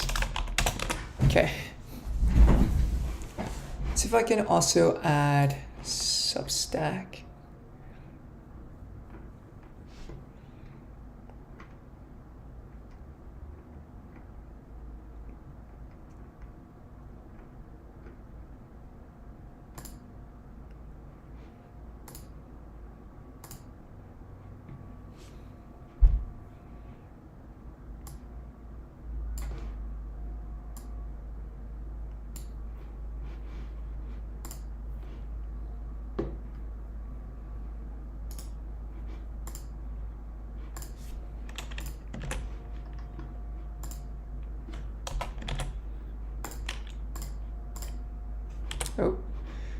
Edit captions,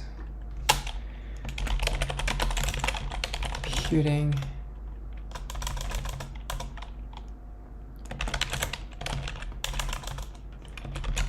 all computing technologies.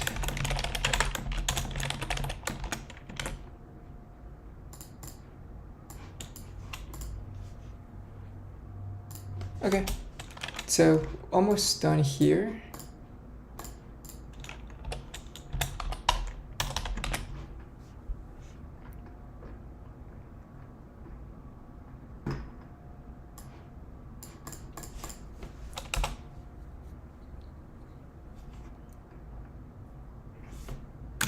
My final takeaway from the conference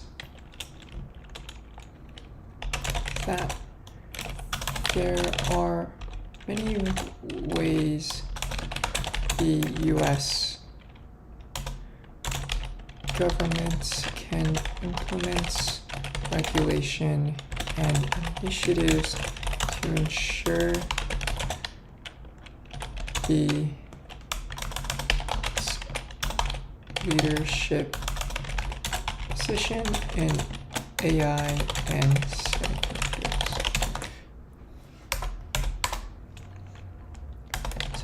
this goes back to the points stated above on long-term thinking and bottlenecks for the future.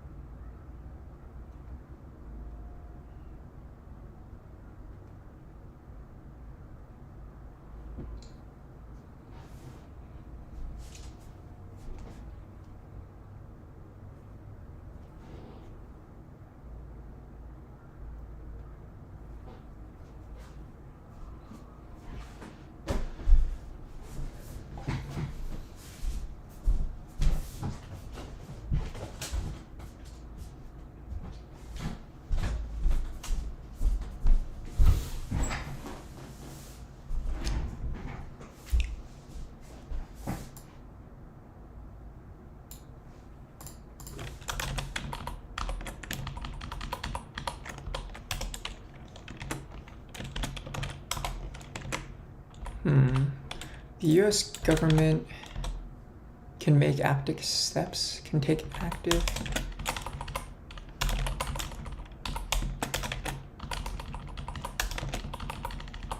to foster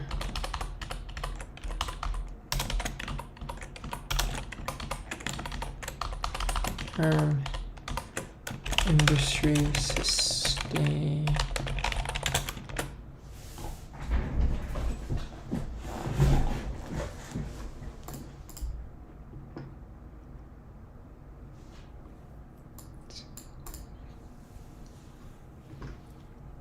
points above. Ooh.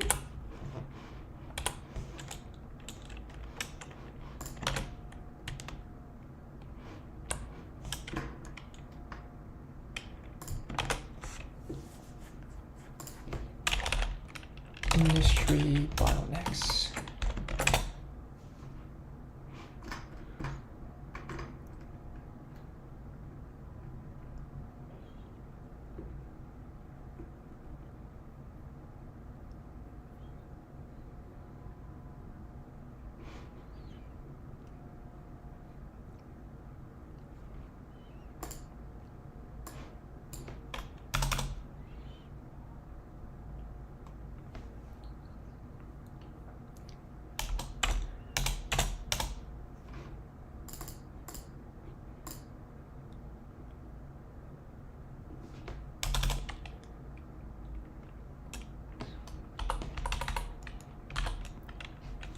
To the points above on long-term thinking and industry bottlenecks, how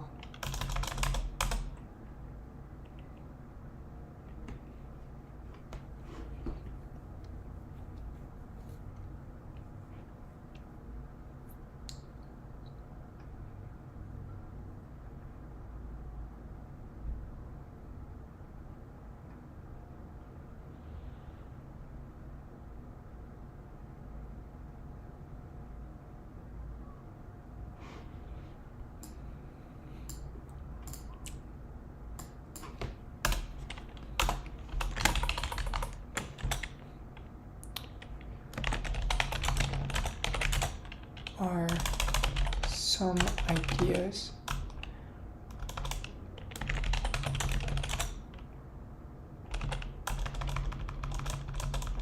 and the list below are the many ideas that I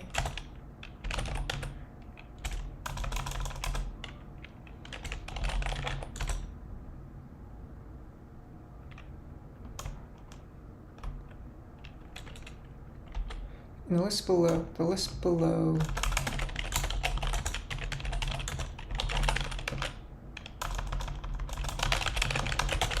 many suggestions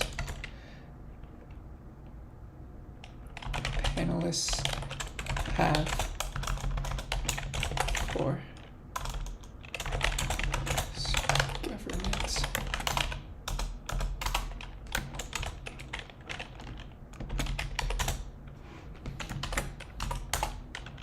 Ben Schwartz, OpenAI,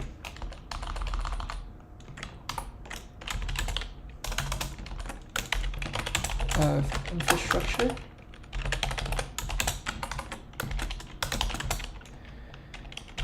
Use capital. What is a takeoff agreement?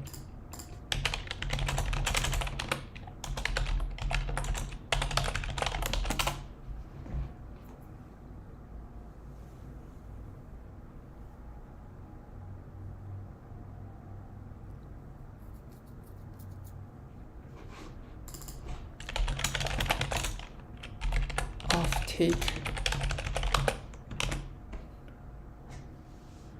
between a buyer and a seller and a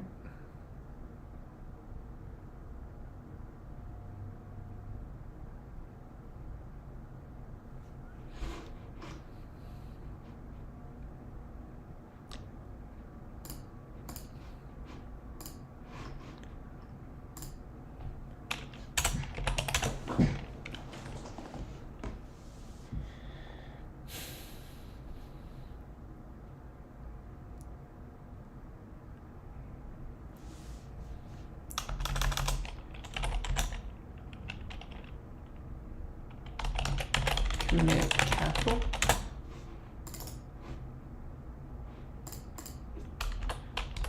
Oops.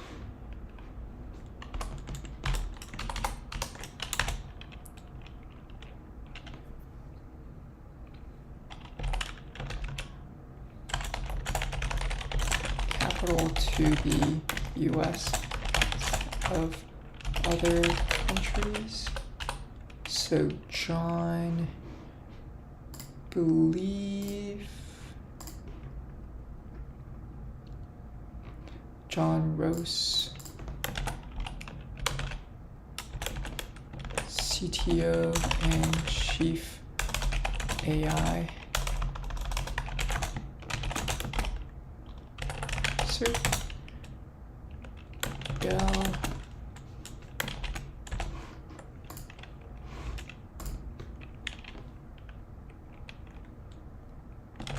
regulates the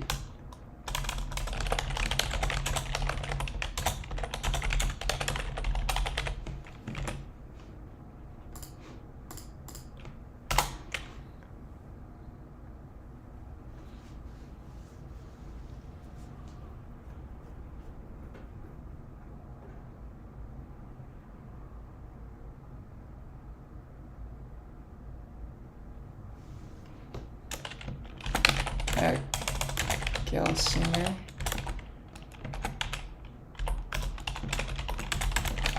Intel,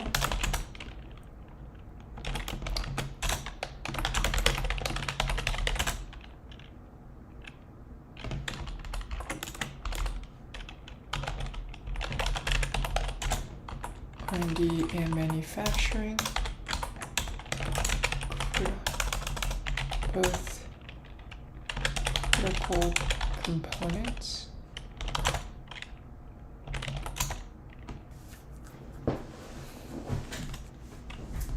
Need to coexist with each other.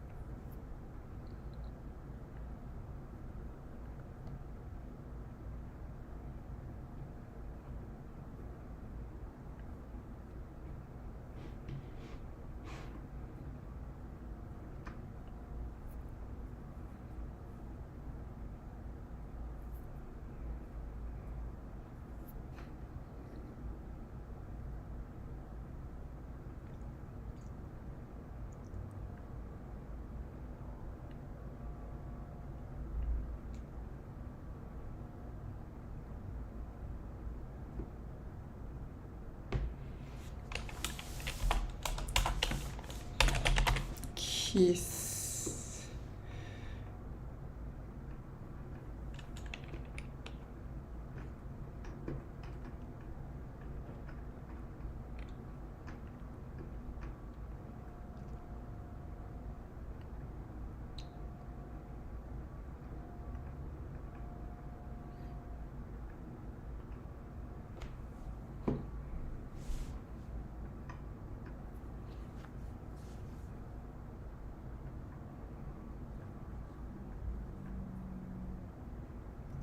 Okay, here we go. State of U.S. semiconductor.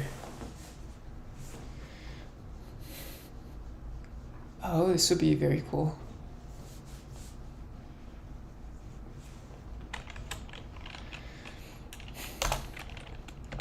Greg Bartlett, CTO, Global Foundries. Shreer Ramaswamy, C Fellow, Noble Research, VP of AI, AMD, okay.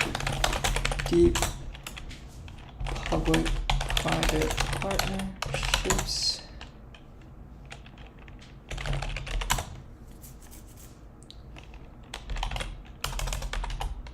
Model Providers, Cute,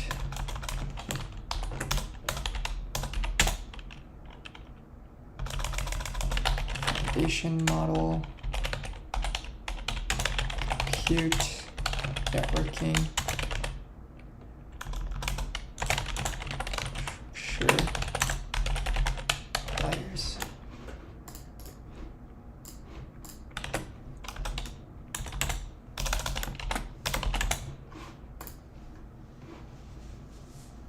Set of demands for Fat Tail.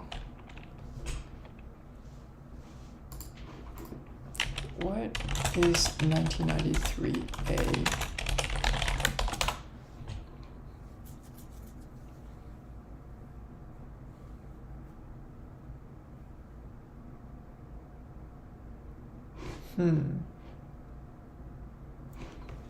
Is there a section 1993A in the CHIPS Act? The Science Act?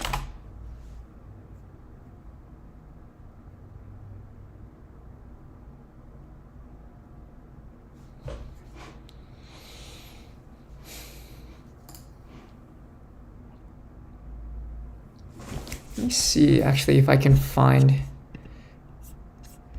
Yo, what's good, Luke?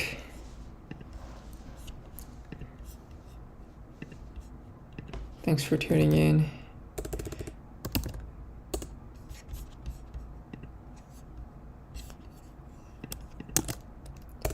SCSP.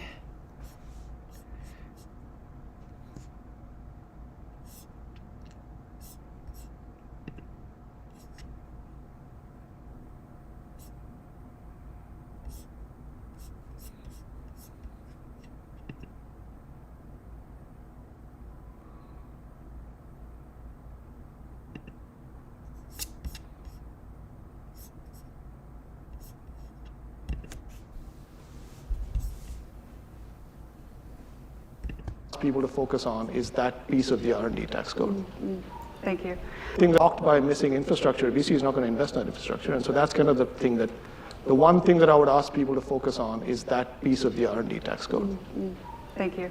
So before getting into our last wrap-up questions that I want to ask, the supply chain, COVID woke us up to supply chain security. That's when we first really discovered nationally what chips are and where they come from, and global foundries and the manufacturer in a foundry. But there's a whole supply chain that sits below the manufacturer. The tool makers, the subcomponents of the tool makers, the materials, the chemicals, and that to me is something that we still haven't quite gotten to at a national level. We're sort of going down level by level. So for any of you, how how do we pull the whole supply chain into this conversation, all the way down to the subcomponent level, the filtration systems? They are also critical. So how do we bring them into the conversation? Happy to give a few comments. For us, you're right. The most complex supply chain in the history of the planet is producing chips that go into a data center and the good news is supply chains and manufacturing facilities are very aware. There were a lot of policies around conflict-free minerals, et cetera, that attuned us to, okay, I have a copper target or a tantalum target I'm using in my manufacturing line. Where was that tantalum mined? Where was it refined, et cetera? So there's been a pretty good awareness. What has accelerated that is first and foremost COVID, where companies that were critical in the supply chain literally disappeared overnight. And now, quite frankly, export restrictions and the tit for tat that's happening there, 6 months ago or so, germanium, gallium, and antimony were blocked for export coming out of China. So I do think that the manufacturing end of the business is acutely sensitive to where the global supply is, the geopolitical risk that comes with it, and works aggressively. Now, the part that is still missing from that is, okay, if not from China, then where, and what investments are we going to make, and what are we going to do to be able to make a secure supply chain for a durable period of time? Yeah. Yeah, I think I can maybe add to that a little bit. So look, there are a couple of different ways we've tried to do this. One is the bet that we make that if you create a large-scale enough cluster of fabrication and packaging capabilities, that will draw a supplier base to co-locate, right? And that is manifesting to some way. You can see that in Arizona, you can see it in Texas. Hopefully we'll see it in some of the other clusters too. That's one piece of it. There's a second piece of it, which is, as part of the CHIPS Act, we deliberately said, yes, suppliers are eligible for this, right? Not for the tax incentive. I don't know, for whatever reason that didn't go through. But for the incentives and the loans, right? And so there's almost 75 billion of unused loan authority sitting on the table, right? It's the only, other than TSMC, we haven't seen anybody else take up the loan. But that money, that financial firepower is available, is on the table for suppliers.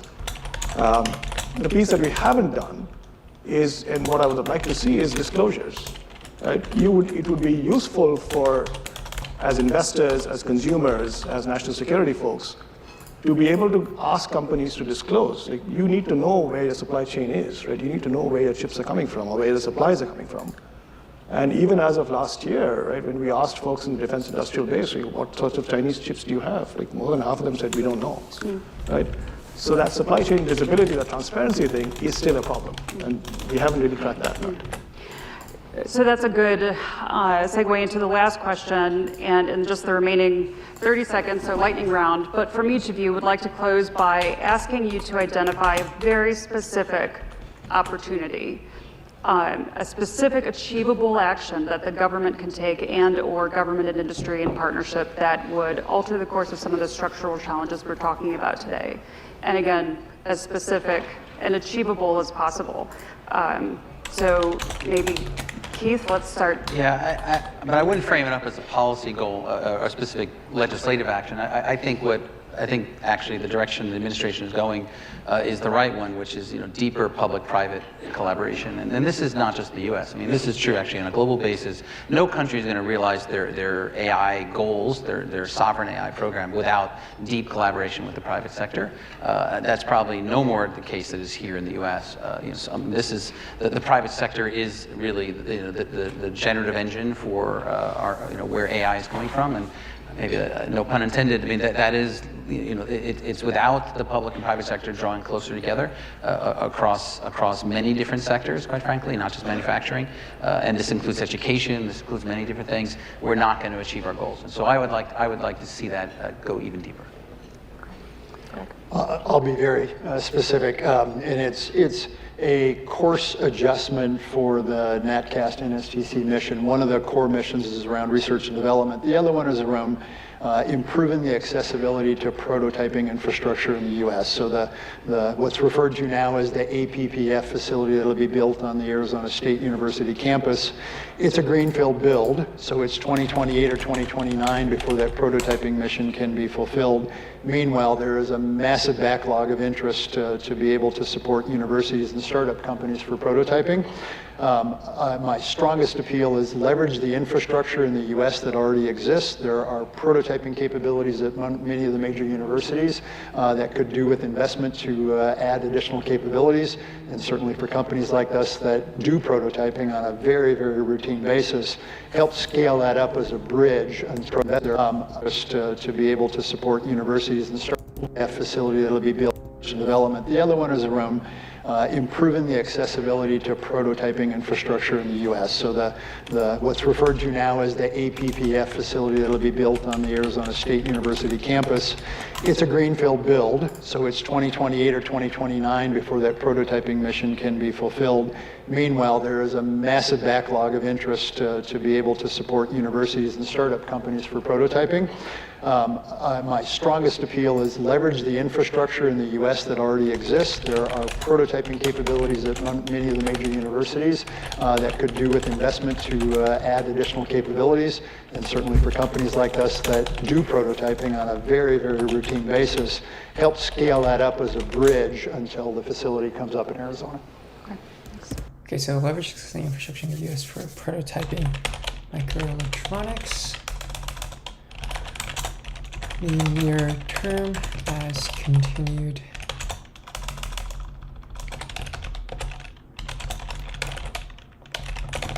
Thoughts. So other than the R&D infrastructure tax thing, which piggybacks off of what you just said, Greg, the other thing I would flag is going back to our point about demand, right? I would say, back to the public-private point, right? Demand, set up a demand institution that can pool demand for that fat tail, which is where our critical gaps are for defense and critical infrastructure. Section 9903A of the CHIPS Act, right? Section 1990-03. Are for defense and critical infrastructure. Section 9903. 19903. Is there a section 19903A in the CHIPS Act?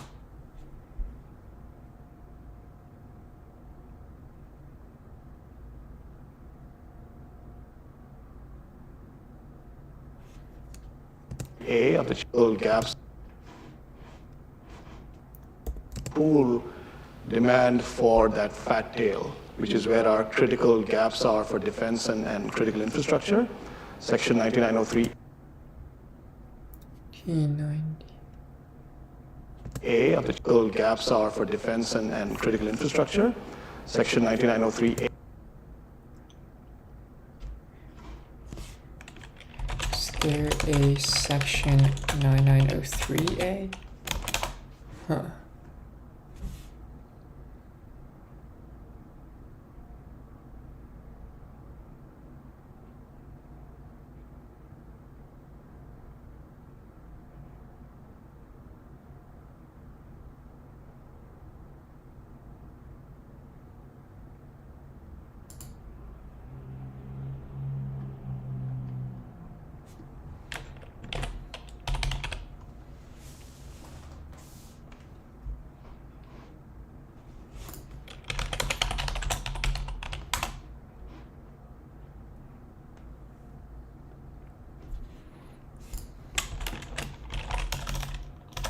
CHIPS and Science Act.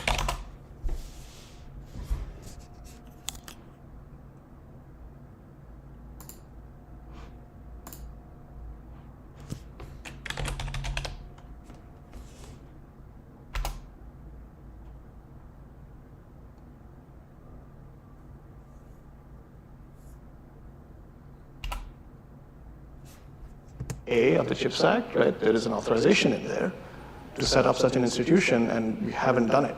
And it is something that it's past time for us to do that. Okay, so is there any section in the CHIPS Act that talks about setting up demand for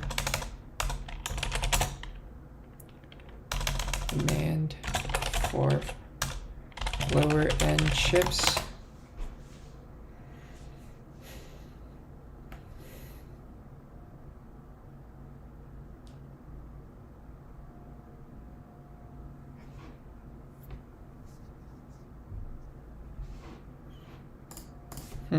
Chips and Science Act.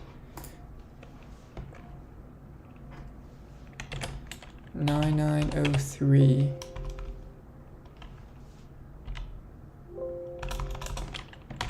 Demand.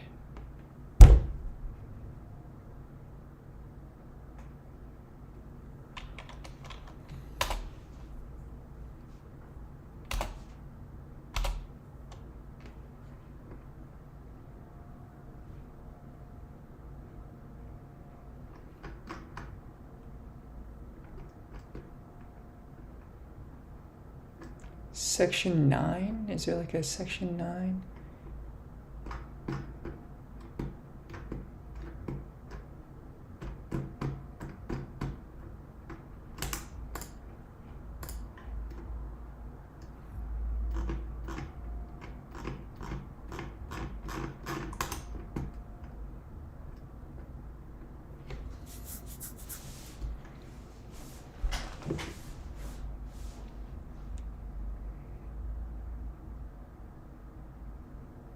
There isn't even a 9 here.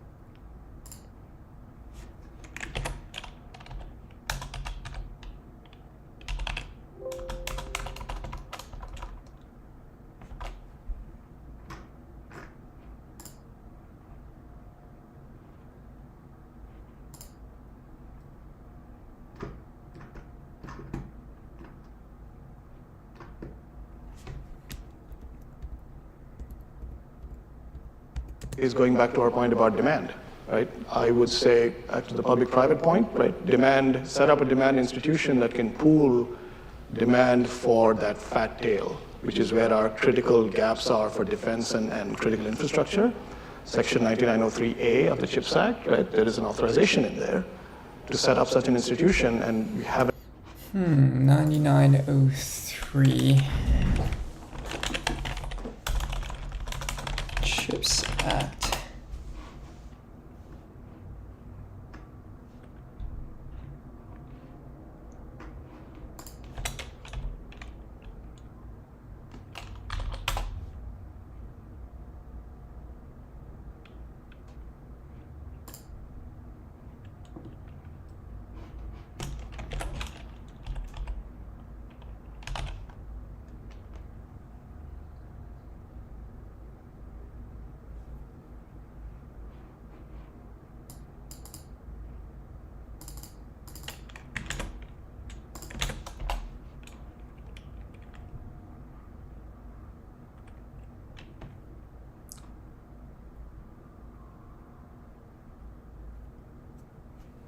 haven't done it, and it is something that it's in there.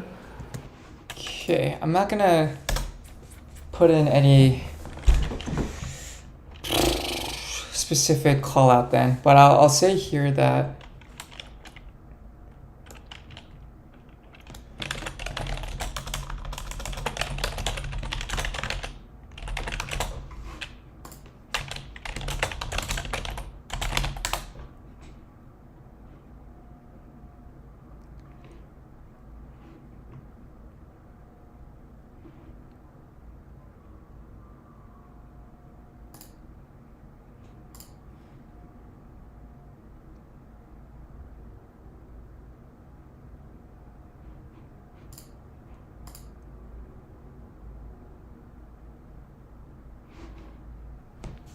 to set up such an institution, and we haven't done it.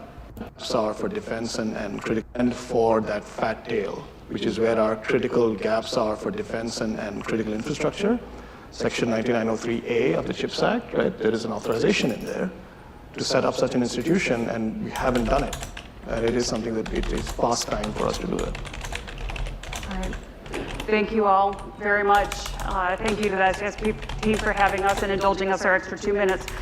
Thank you. In front of the class.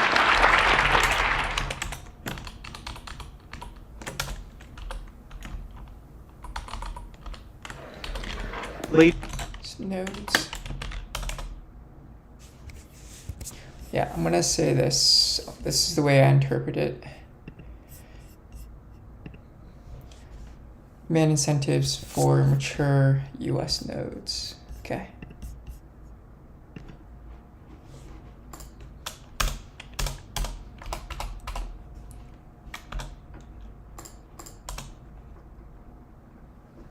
Yeah, this is pretty good.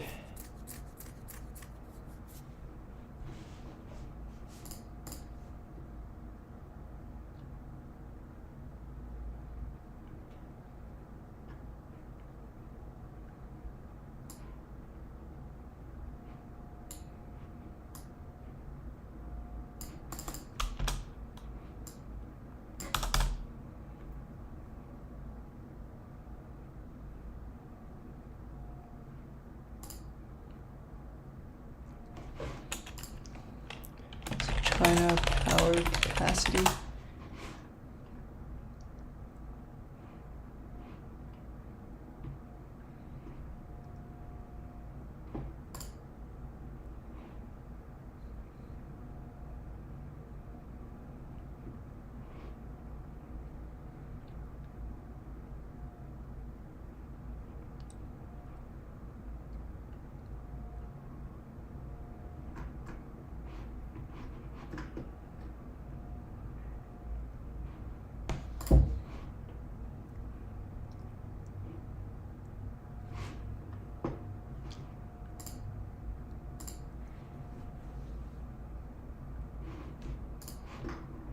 It's also this. What is this? Oh, the data center energy usage.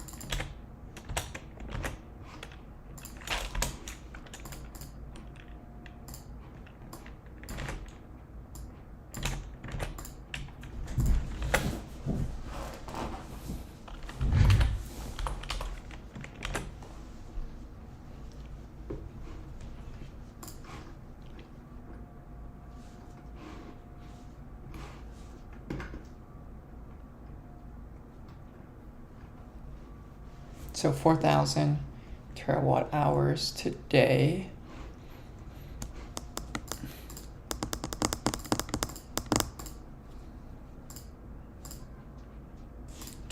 Yes, China power capacity. Okay. And watt hours.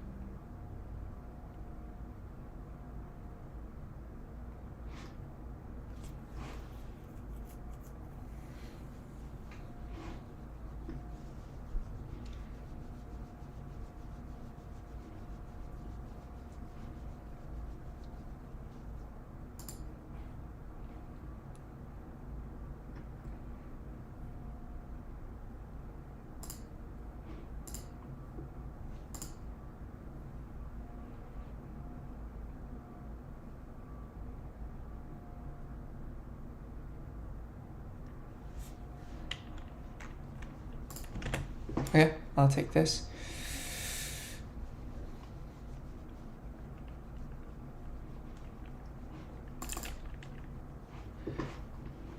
But this isn't capacity though.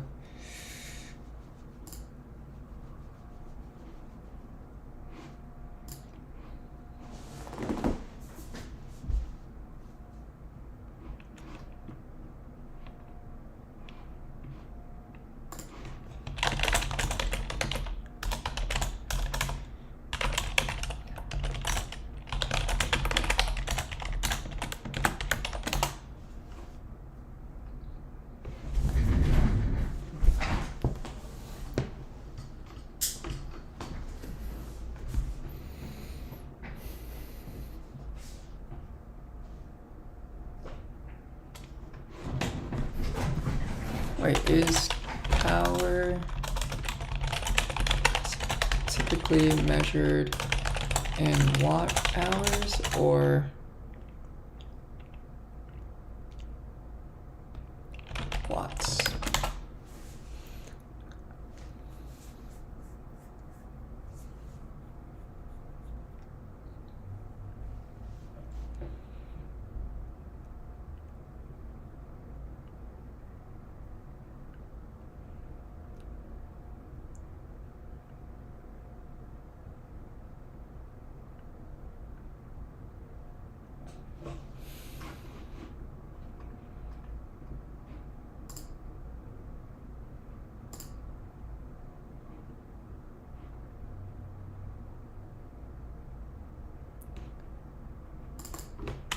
This generation between the US generation, or even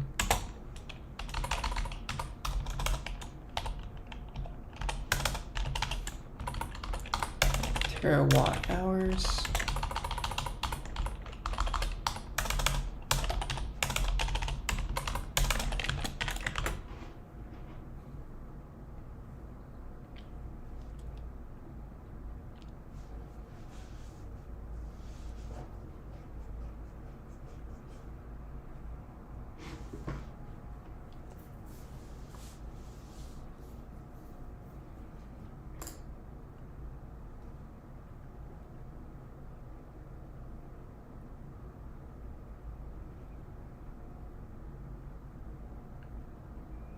Okay, so I keep getting that confused, like capacity versus generation.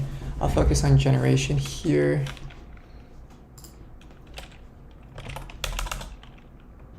China power generation. Terawatt hours.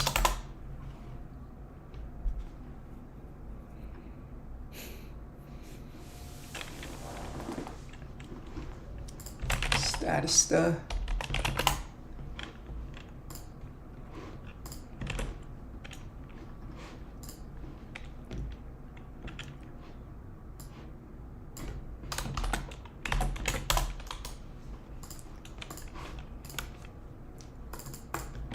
China, Lieber.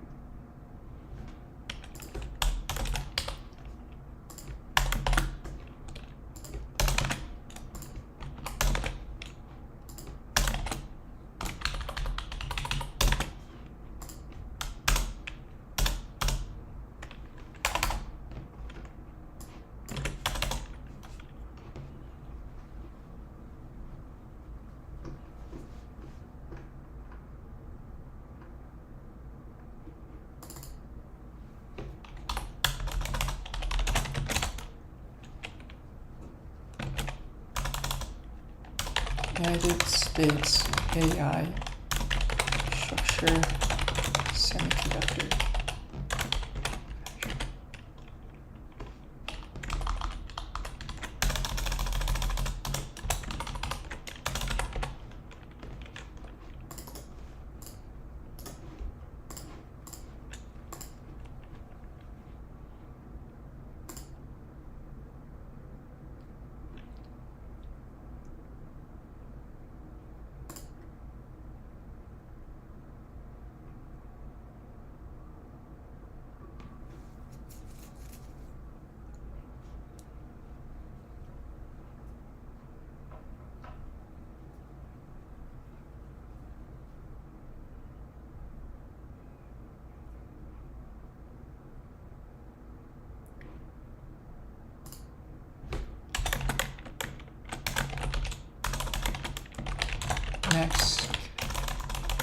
Next computing.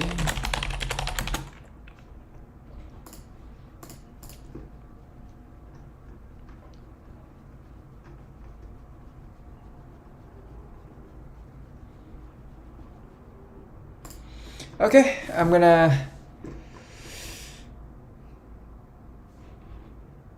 just send it and then publish without buttons.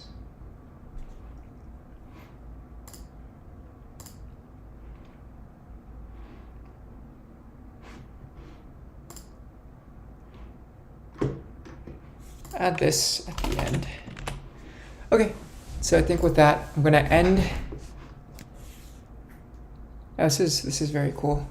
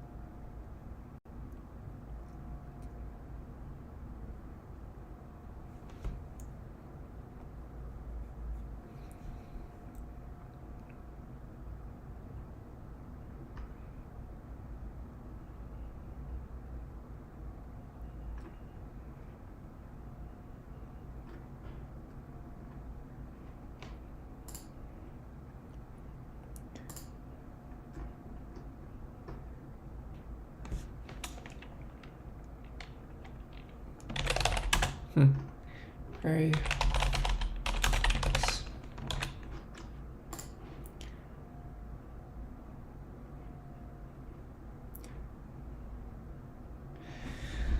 Okay, so thanks for tuning in.